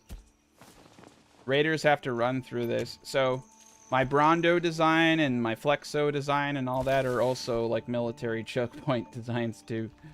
But yeah, anything with the fence, even the burgage plots like so, those create choke points. Alright, we're a growing boy now, so we need to start mass producing our plots. I think 2 burgage plots here, double are great. This place we're going to probably do the booze room, and then I definitely want to get a row of houses here. Oh, I need more wood. They're kind of pissing me off. They're really, really slow on this wood over here. I think we just have a lack of ox, so I need to get some more ox. Oxen. I'm gonna call them oxygens. Okay. We're tier 2, so I want to get this guy to tier 2 if I can, and I can't. Weird. Alright. Yeah, that's a double. I really wanted to get this guy first, but we don't have a family in there yet. So I'm going to get my farms to tier 2 to increase their pantry size. And we're low on wood. The tier 2 passive income is going to be pretty critical. I think we're going to put 3 families into the logging camp. We're doing great on food. It's January. We're almost in berry harvest season. I'm going to put one. I want to put 2 people in here, but I'll wait just a second. I'll let them build. I'll have to min-max this. But yeah, I I like the idea of them adding more decorations, though. I think that would be huge for making more authentic-looking cities.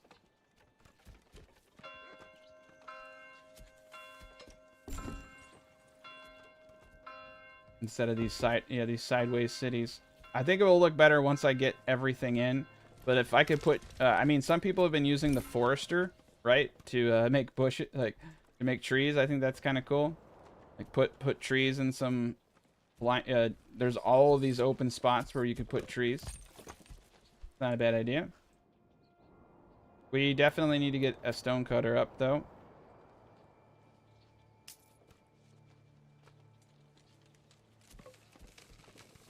I haven't been attacked yet, so yeah, no oxen have been harmed in the making of this video. Perfect. All right, we got tannery. We have a really good system of everything going on right now. The next step is going to be getting that stone so we can get the manor up. Oh, dude, can we put a road there? It doesn't look like it has a road snap here, but it has an opening. So that's weird. I'm going to do that.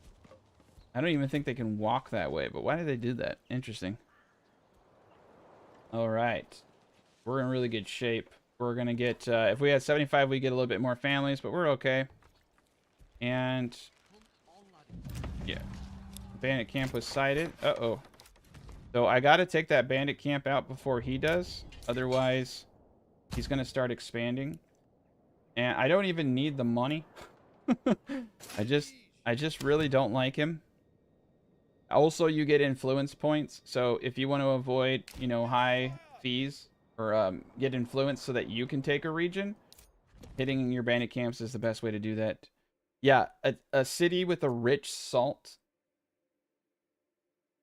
and a rich iron would be stupid powerful. The funny thing is I just sell the base material of iron and I was making like a little bit over 1100 a year just on iron, and salt would pretty much be a similar story. You can just like literally sell the base material and not even have it refined into anything, and you'll make a fortune. All right, let's get these guys up too. Track their movement. We have more than enough to hire banditos, our mercenaries, but they're basically banditos too. Oh, they're gonna walk the long way. Okay, we're gonna put them down here at the base. Speed this up. Yeah, we're the lowland people. We're not good enough for the highlands yet. We could definitely try. We could definitely try.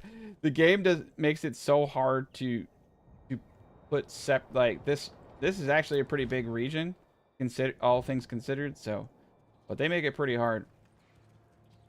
All right, we're doing good shape.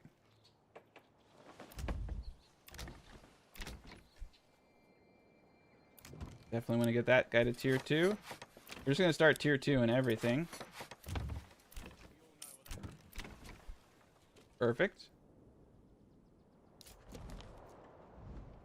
And part of the patch was that they updated the ridge. You can see it has this red little snaky thing so that you can't get by it anymore. They basically just put in a code to say stop going down this cliff to pet ox, I think. That was the problem. Is I built the city here and they were coming down to pet the ox down here. This is a really this map's actually really, oh shit, he's sallied out. I got to go steal this bandit camp, so I'm going to Scooby-Doo run it over there. Hopefully they don't, oh, you piece of Yeah, the pathfinding in this game leaves something to be desired. I don't think I'm going to make it. They Scooby-Dooed when they should have Scooby-Don'ted. Did I get it? That was a close call. All right. Perfect. 237. We didn't get the influence, though, because you have to kill the bandit to get the influence. And that really sucks. So now they're like one bandit away from being able to capture another region. All right, we got our next settlement level. So I can go in a lot of directions here. Primarily, I'd probably want to go into beekeeping. I don't need to go into rye cultivation. I'm almost tempted to go into heavy plow, just because I never do, and it is a force multiplier, and we do have the richest land. And then I haven't been able to show people proper ox stuff, but the problem is that ox plots do not look organic, because the best ox plot is 0.5 Morgans, and it looks like this. That's not even it. This is, yeah, 0.5-ish Morgans, and it's perfect. It's a perfect little square like that. You don't even want that bend, because they move left to right, and they turn around on every angle. So if you have, for instance, a plot like this, right, with any kind of angle, they'll go straight across and straight across and straight across and straight across. And yeah, so it's really, really annoying how the oxen work. But they're great when you have your plots perfectly checkerboarded like that.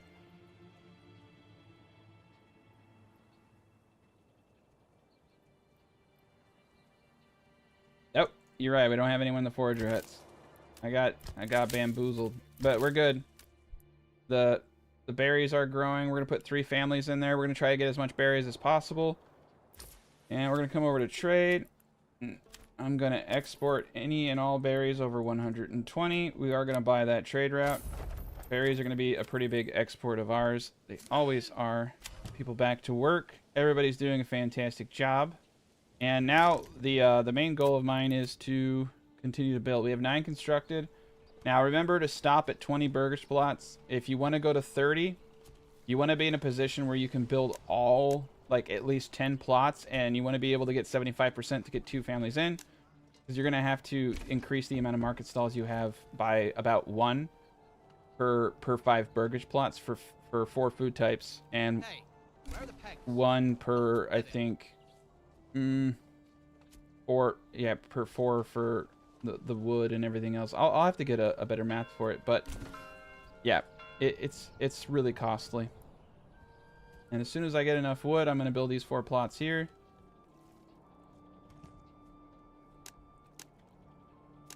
There we go. Perfect, perfect, perfect. Get all those houses up. Yeah, I think that the booze room is going to go here. We have plenty of room for other things in the town right there. Does seem like we need to get those up. And I definitely need to get this granary up as soon as possible. 500 actually seems to do well, but it's really the lowered spoilage, the reduction to spoilage that I like. But it's pretty good. The people are, I mean, they're navigating this system well. I do like the way that it kind of curves and turns. It's definitely interesting. The oval design is just a really good way to do like a slightly organic based off of the main roads. They usually only had 1 oval though. I did 2 because I wanted it to look like eyes. As someone mentioned though, it does look kind of like a bra and or a disfigured owl from space. But it's doing the best it can. Alright, tier 2. Tier 2, we want that passive money.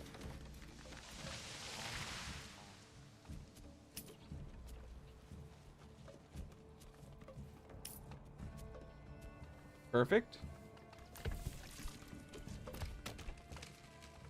Damn, dude, we are deforesting this area. But there's lots of wood here. This is a weird map for wood, because you're just so spread across, like you're so freaking far away. That's why it's important to have as many ox as you possibly can. I'm gonna buy more. Honestly, I just continuously buy ox. All right. Yeah, they're kind of Tokyo drifting around these corners. Kind of funny to watch them. Nice, we got 2 points. I don't know what the hell I want to do with them yet. Now we can get this guy to tier 2. We can start making bows. We're over 10 plots, so I am going to need another granary worker. Put 2, upgrade it. I'm probably also going to need another storehouse worker to stock all the clothing. Put 2 there. And we're doing great. We're going to need a total of 4 to 5 families to get all the berries. Right now, 3 is enough. You can see we have almost 200 of those berries. We've been trading them, though, too. We need 1 individual to continue building. I have 3 open living spaces, so I'm just going to let them keep going and let the family that moves in do all the building. We have enough space for 2 more oxen. Upgrade to small stables. Can't do anything with it yet, but we're all right. Yeah, we're doing great. We're kind of encroaching on the woodcutter's land. At some point, I'm going to need to expand my logging. Greener pastures. I think over here would make sense just because of the proximity and location. Here we go. There's a riverbed there. Alright. I think I'm gonna do something a little different here. I'm gonna loop it up to there. Don't want to scare... I don't want people traipsing through this area and scaring the animals. We're gonna set a work area. Make sure we don't kill these animals. Good. I'm most likely gonna turn this logging camp off, but I'm gonna leave it here for storage so that the saw pit has easy access to timber. Looks like we actually have quite a bit of timber. I'm gonna pop board production up to 80. We're gonna need quite a bit of it. Also looks like we're most likely in the area of manors now. Alright, so the manor, usually in a town design, the manor is like in the center or one of the hardest places to get. I'm trying to think. You could also do the manor at the front of the town. Or you can do the manor up here, which would make the most sense out of anything as far as design goes. I like the idea of the manor right up here, up this road. We're going to place it here because eventually I am going to destroy the stone, and then we can destroy these roads and reconstruct it. So we're going to do a manor right here and eventually build it up. There we go. Yeah, we'll have the manor up here overlooking the city. Perfect.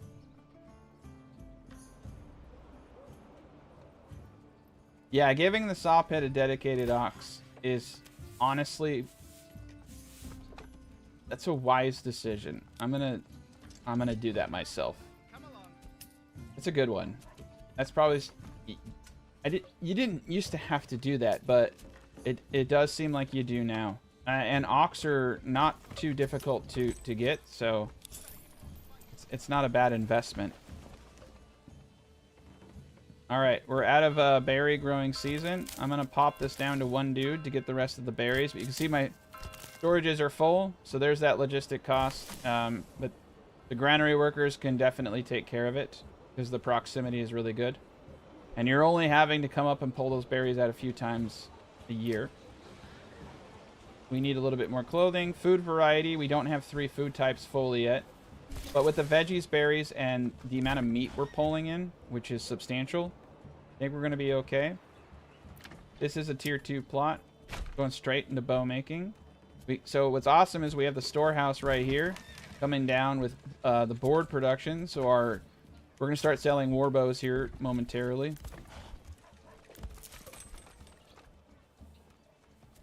Yeah, we're in good shape. Get this guy up here to tier 2. We have 2 available living facilities. Tier 2, this gentleman over there too. The manor is going to be kind of a bitch to build because they got to drag all the resources over here. But I think they'll get to it. 73 stone. Like barely any salt. 75 salt. The amount of salt you get, I almost wish they just didn't have a salt deposit. Like, oh, it's an insulting amount of salt. An insulting, yeah, that definitely is a mouthful.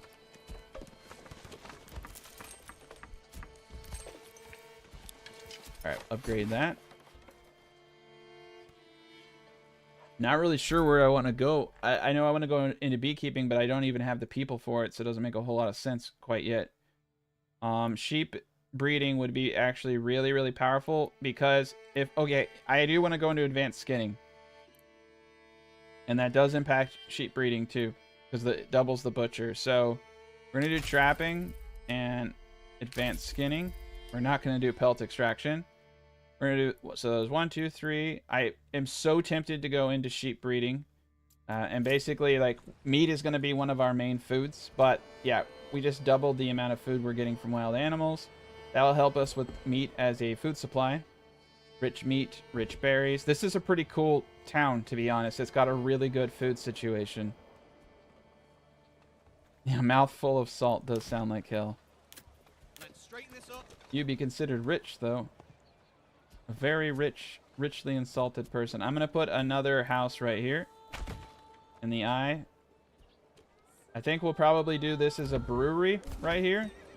And put the tavern right here, facing on this road. That will give a good synergy.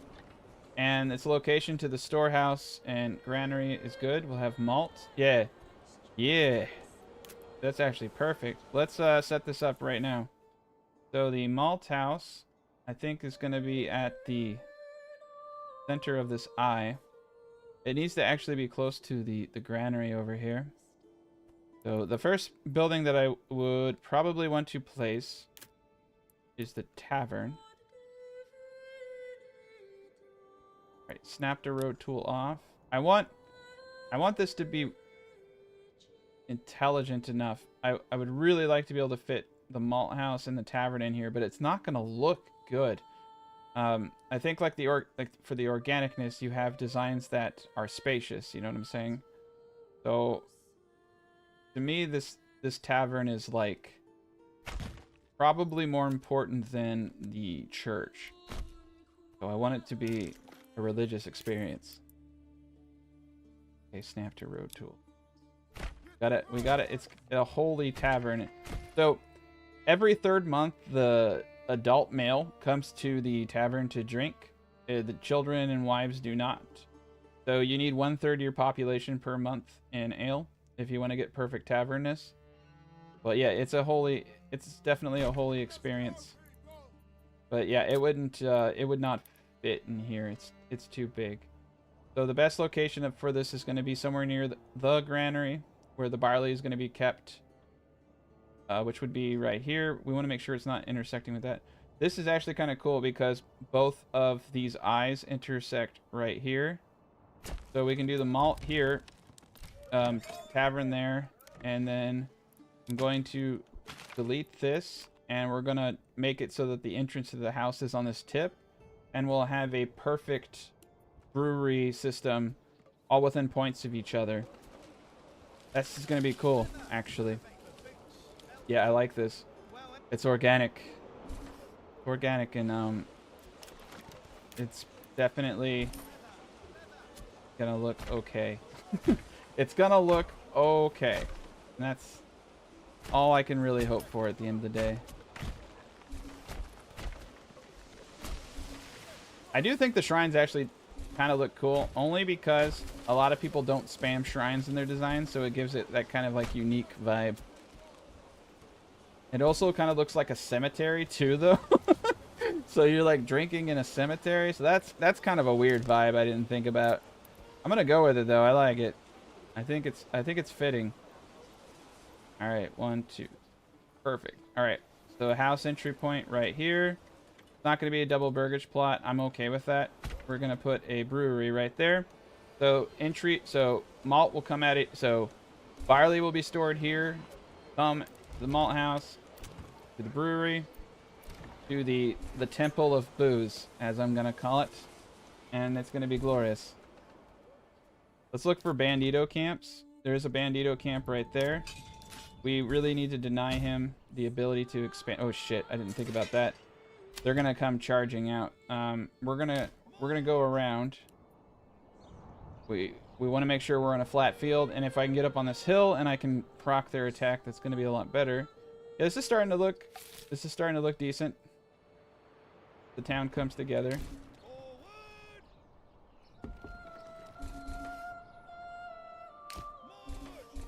Yeah. It's Norwegistan tradition is to drink in an open graveyard. Son of a bitch. Okay. I want the influence more than I want the money, so that's fine. Thank God. He almost got me. He almost bamboozled me. Alright, we might lose an individual, but I'm okay with that. Okay, we did not lose an individual. And hopefully we don't lose this. Alright, and we have our retinue. I'm going to start taxing so that we can afford more retinue. But a very modest tax of, I think like 4%, you get -2. 5%, I get -3. So we're going to do a really small tax of 4. They're probably still going to complain, though. Alright, here we go. Nice. The Temple of Booze has been completed. All hail the Bender. The new Bender is just a Temple of Booze. Alright. Yeah. Treasury it is. I want to buy more individuals. And let's charge these dudes back to work. Freezer at us. Oh, shit. I just realized I'm charging them right through my animals. This is the problem with having the animals right there. I guess I could just, you don't want to run through them and freak them out. Bambi gets kind of giddy when 20 dudes with spears and shields run at it. All right, there we are. Back to work. That's going to be the next step, upgrading the church. I'm going to put an individual into the mining pit. We are going to need a temporary. What's kind of cool is if you don't build big, you have more than enough clay that you don't need to import it. That's typically not always the case. Here we go. Is it enough? Oh, it's not enough space. That's almost enough. Yeah, these guys hate me. It's okay. And I did not leave enough room for a road in the back. Okay. How am I going to make this look organic?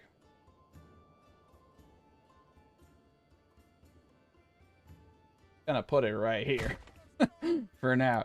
We're going to be destroying that thing at some point. Alright. Nice. We got the malt house. We got the burgers plot. It's going to be the brewery. Everything is in order. Am I going to buy pigs and goats? Oh, yeah, of course. Thank you for reminding me. That's the whole point of what I was doing. We're gonna go crazy now on the animal pens. Like I said, we can afford the logistical cost here because you only have to do it a couple times. The boiler is up. We're gonna put a production limit of 100 warbows. I'm gonna start selling warbows. We're gonna recruit our first archer. Eventually, I'm gonna probably take that iron to make I'm gonna make a blacksmith. This burgage plot level 2 would be kind of great, but we need a individualized burgage plot. Let's get another burgage plot for the blacksmith. Now I only want this to be a normal plot, so need a backyard extension. Yeah, all these guys want to be special. Well, we can do a double burgage plot and just not expand it. So we're just going to do that. And everybody's going to be happy. Nice. Another one right there. We just won't expand these guys, but those will be 2 more producers. Okay. Boyer. Alright, this is going to definitely be animal pen. Animal pen. Animal pen. Animal pen. So we're going to be producing absurd amount of meat right there. Perfect. So yeah, and if you go down this route of meatage, it's worth it. But it's only like in certain circumstances is it worth it. Every map is gonna call for a different strategy. Having rich animals is a very unique experience and a very unique map. Cool, and yeah, we're gonna buy Babe. It says 2 meat, but we get twice that. We have the perks. Babe is a little expensive. He's 20. But he tastes great. There we are. Alright, upgrade that to tier 2. Make that a brewer. Yeah, I think we can get away with 20 burgage plots with the little bit amount of food and veggies we're doing. Little inefficient design, but it will do the trick.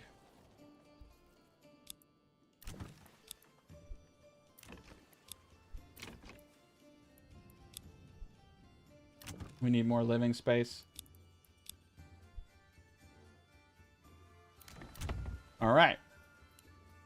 So we're gonna have a bunch of pigs, which I guess isn't very organic. But we are a meat town. This is, you know, we're like the valley, basically. We're like the valley from where I'm used from California, where I used to be from. Full of cows and pigs. Beautiful place. All right. Let's see where we're at. We're about to need another market stall here shortly. We're going to need boots. So this gentleman right there is definitely going to be blacksmith, and this is going to be our boot maker. We got to wait for the families to move in. The bowyer shop. We got the booze. So we were able, we were able to use the oval design to make some burgage plots look slightly organic. It's quasi working. We're going to take all 3 individuals out of this logging camp here because it's starting to get a little hectic. We're going to do the advanced slider tab on this gent here. And we're going to try to stay away from all of the Bambis. And put 2 people on logs. We got 6 free families. That's actually quite a bit. We're going to we need to get our trade going. So we need to start selling warbows ASAP. I'm gonna sell anything over 30. I like to have enough to replenish the dead, so that's a comfortable place for me there. I also think that potentially selling leather is probably going to be called for here soon, but we're not quite there. We have a lot of wood. We definitely need to buy. We're going to buy a horse. I'm going to put 4 people in the trade. We're going to get really serious about trade now. Let's take a quick look at what I think I can get away with. Really nothing as far as the food goes. For planks, I'm going to sell early game. This can actually work out pretty well. I'm going to sell anything over 60, and we're going to buy a route, and we're going to start selling planks. We're going to start accumulating enough money that I can start importing. We don't need to import barley. That's right. We have the best land in the world. It's barley time. And I know I did an unorganic thing by building on the best land, but we have so much of it. Oh, yeah, we do. So we don't need a lot. We need like maybe 3 1 Morgan plots. And I think we can do that around here. Once we get all this clay out, I'm going to turn all the land around the church into a giant barley field. And all the land around the trade post and back here. So we'll have a bunch of barley fields coming off of the town. That's going to look great. And that will be the next objective.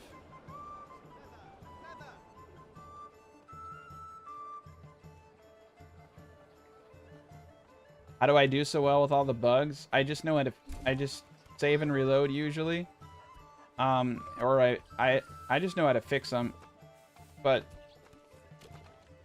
I don't know. A lot of people just don't want to deal with the bugs, so... F5 freestyle locations. I don't know, you just have to kind of have a problem-solving mindset to deal with this stuff.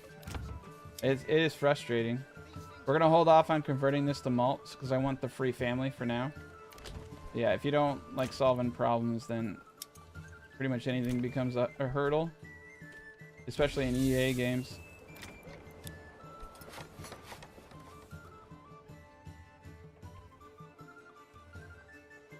Oh, I always do boots for tier 2 clothing because it's just leather.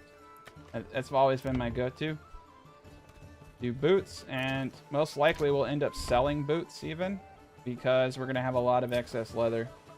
I think we're going to be selling boots, and hides are going to be a pretty big commodity, especially when we get the sheep, because I'm pretty sure what I want to do is go into sheep just to get even more meat. Since we already took the 2 points.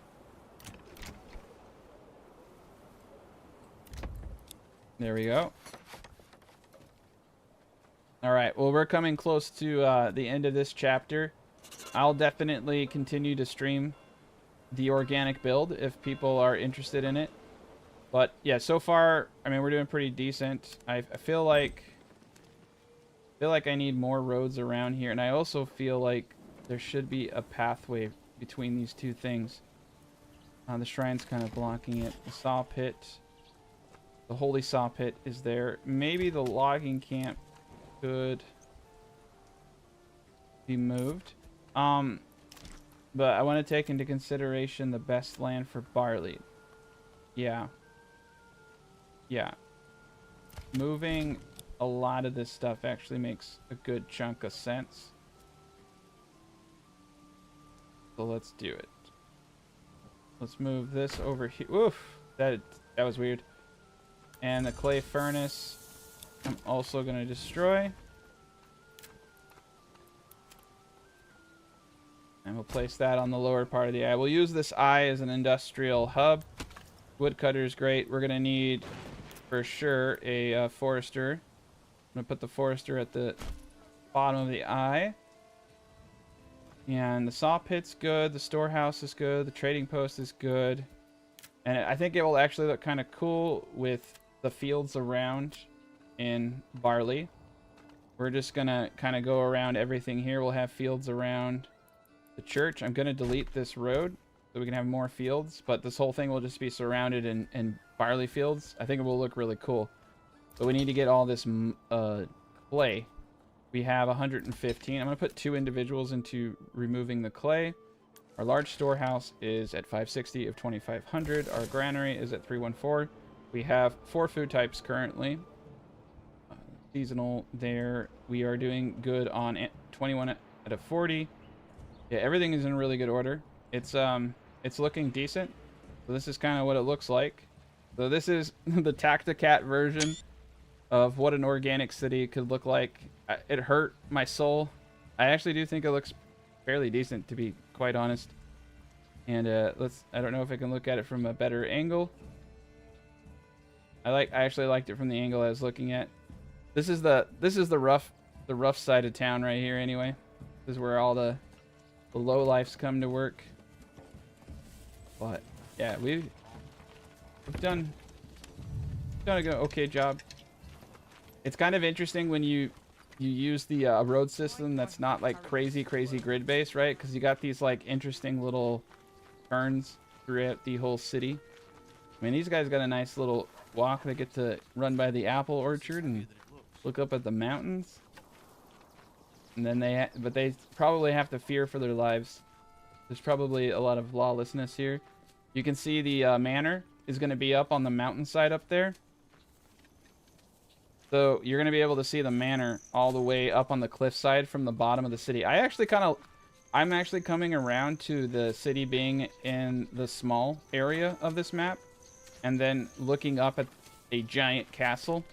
But it's not going to be a castle because we don't have stone walls yet. When we get stone walls, though, oh my god, dude. I feel like Manor Lords is just going to be a game that delivers for many years. But yeah, we're going to be able to have a castle up here. This is by far the best map. Like, I've been asking Greg, like, I told Greg, it's like, you need to make more maps like this. Like, I actually like that I don't have a lot of choices to an extent. Like, I like that there's only 4 regions. Because when I play the other maps, I'm like, always, you know what I mean? Like, when you play the other maps, you have like 6 different regions, and there's that one region you really want to play, but you have to keep rolling and rolling and rolling. But this one, it's really easy to get the region or the map that you want to play on. This is by far the coolest one, because you typically always have a fish spot, and sometimes it's over here, sometimes it's over there. So this is honestly, this is the best one, but it suffers from a lack of wood. And you have to have like your wood gathering in a really weird space, so there's that inefficiency. This one's kind of cool because you have the contrast of a lowland and highland. This one is just sad. This is like, because you're like at the bottom looking up. This is the one I hate the most. And then I've never actually had this one because I think the Lord gets this one every time. And this is a rinky-dink one too. So yeah, this one, the two middle ones, I think are the best.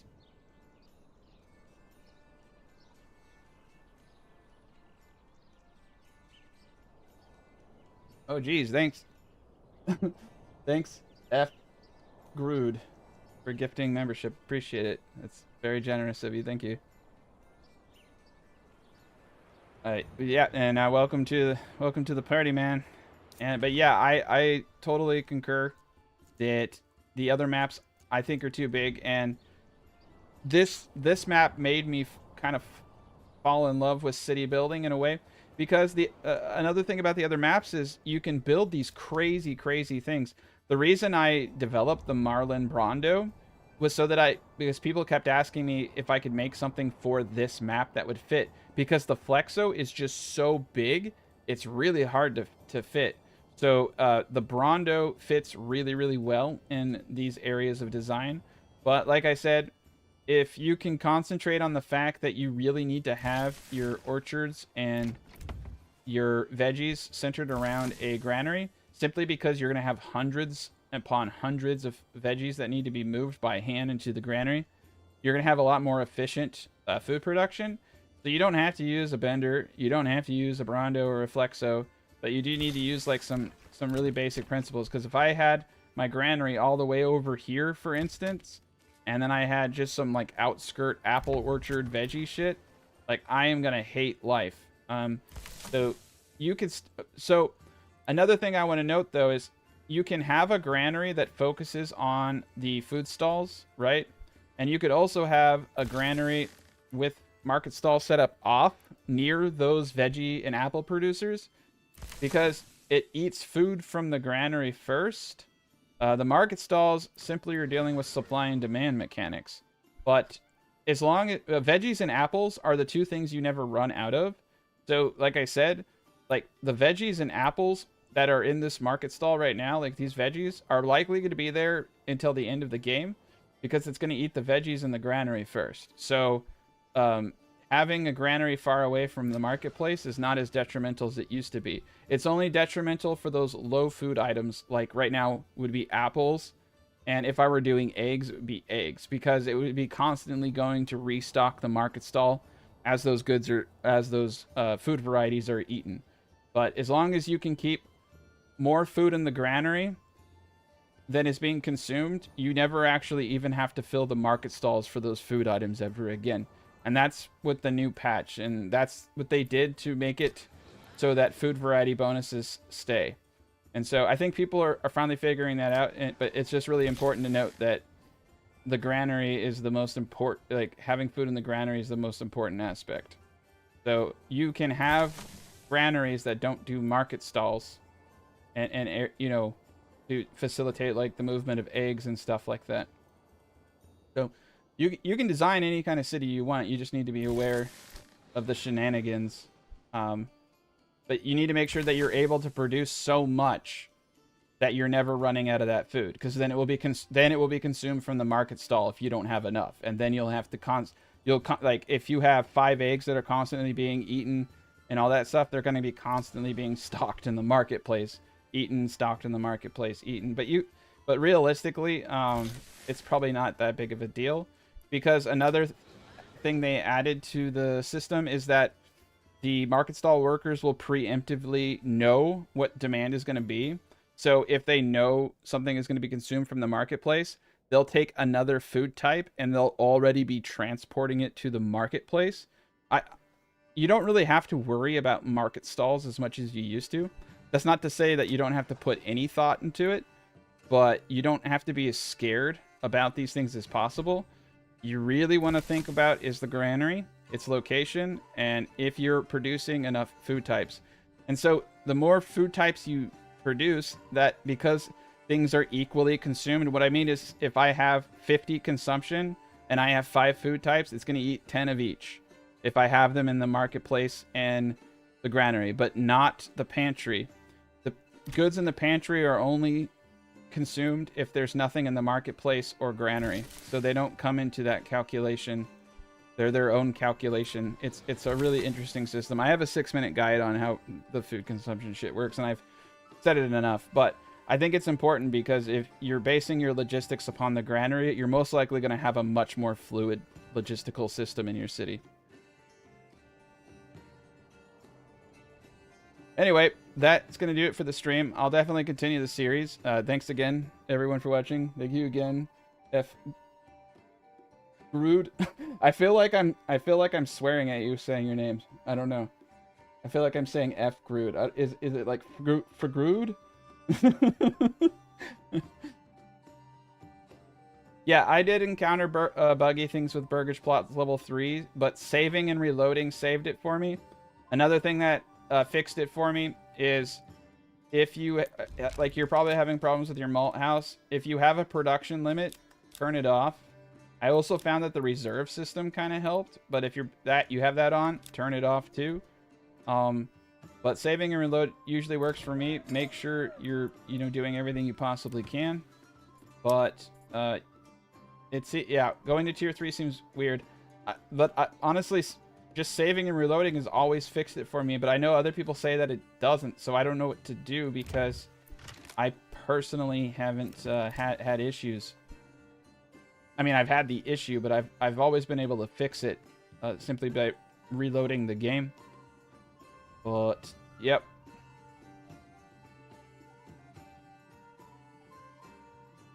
I mean, the majority of my problem solving's really just saving and reloading, and or if you're really having an issue, almost 100% of the time, destroying the granary and rebuilding it works for me.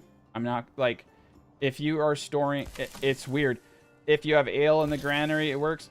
There's something going on where the granary is reserving the right to the alcohol that it's screwing things up. So if you're having problems with your tavern and nothing works, try destroying your granary and rebuilding it, or try destroying the brewery and rebuilding it. If saving and reloading is not working, try that. But I will preface that by saying that when the brewery system breaks down and you save and reload, you have to wait like about a minute for it to start working. It takes just like a little bit of time. And the best way to know if it's working is to click on the Burgage Plot and go to the people and see if they're transporting, like what they're doing. If they're waiting, it's glitchy.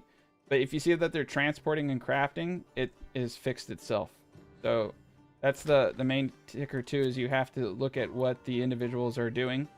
Because it does take a little bit for the system to kind of reboot and for things to move. So you may think it's not fixed because it's not immediate, but you have to give them a little bit of time to get all of the goods in motion.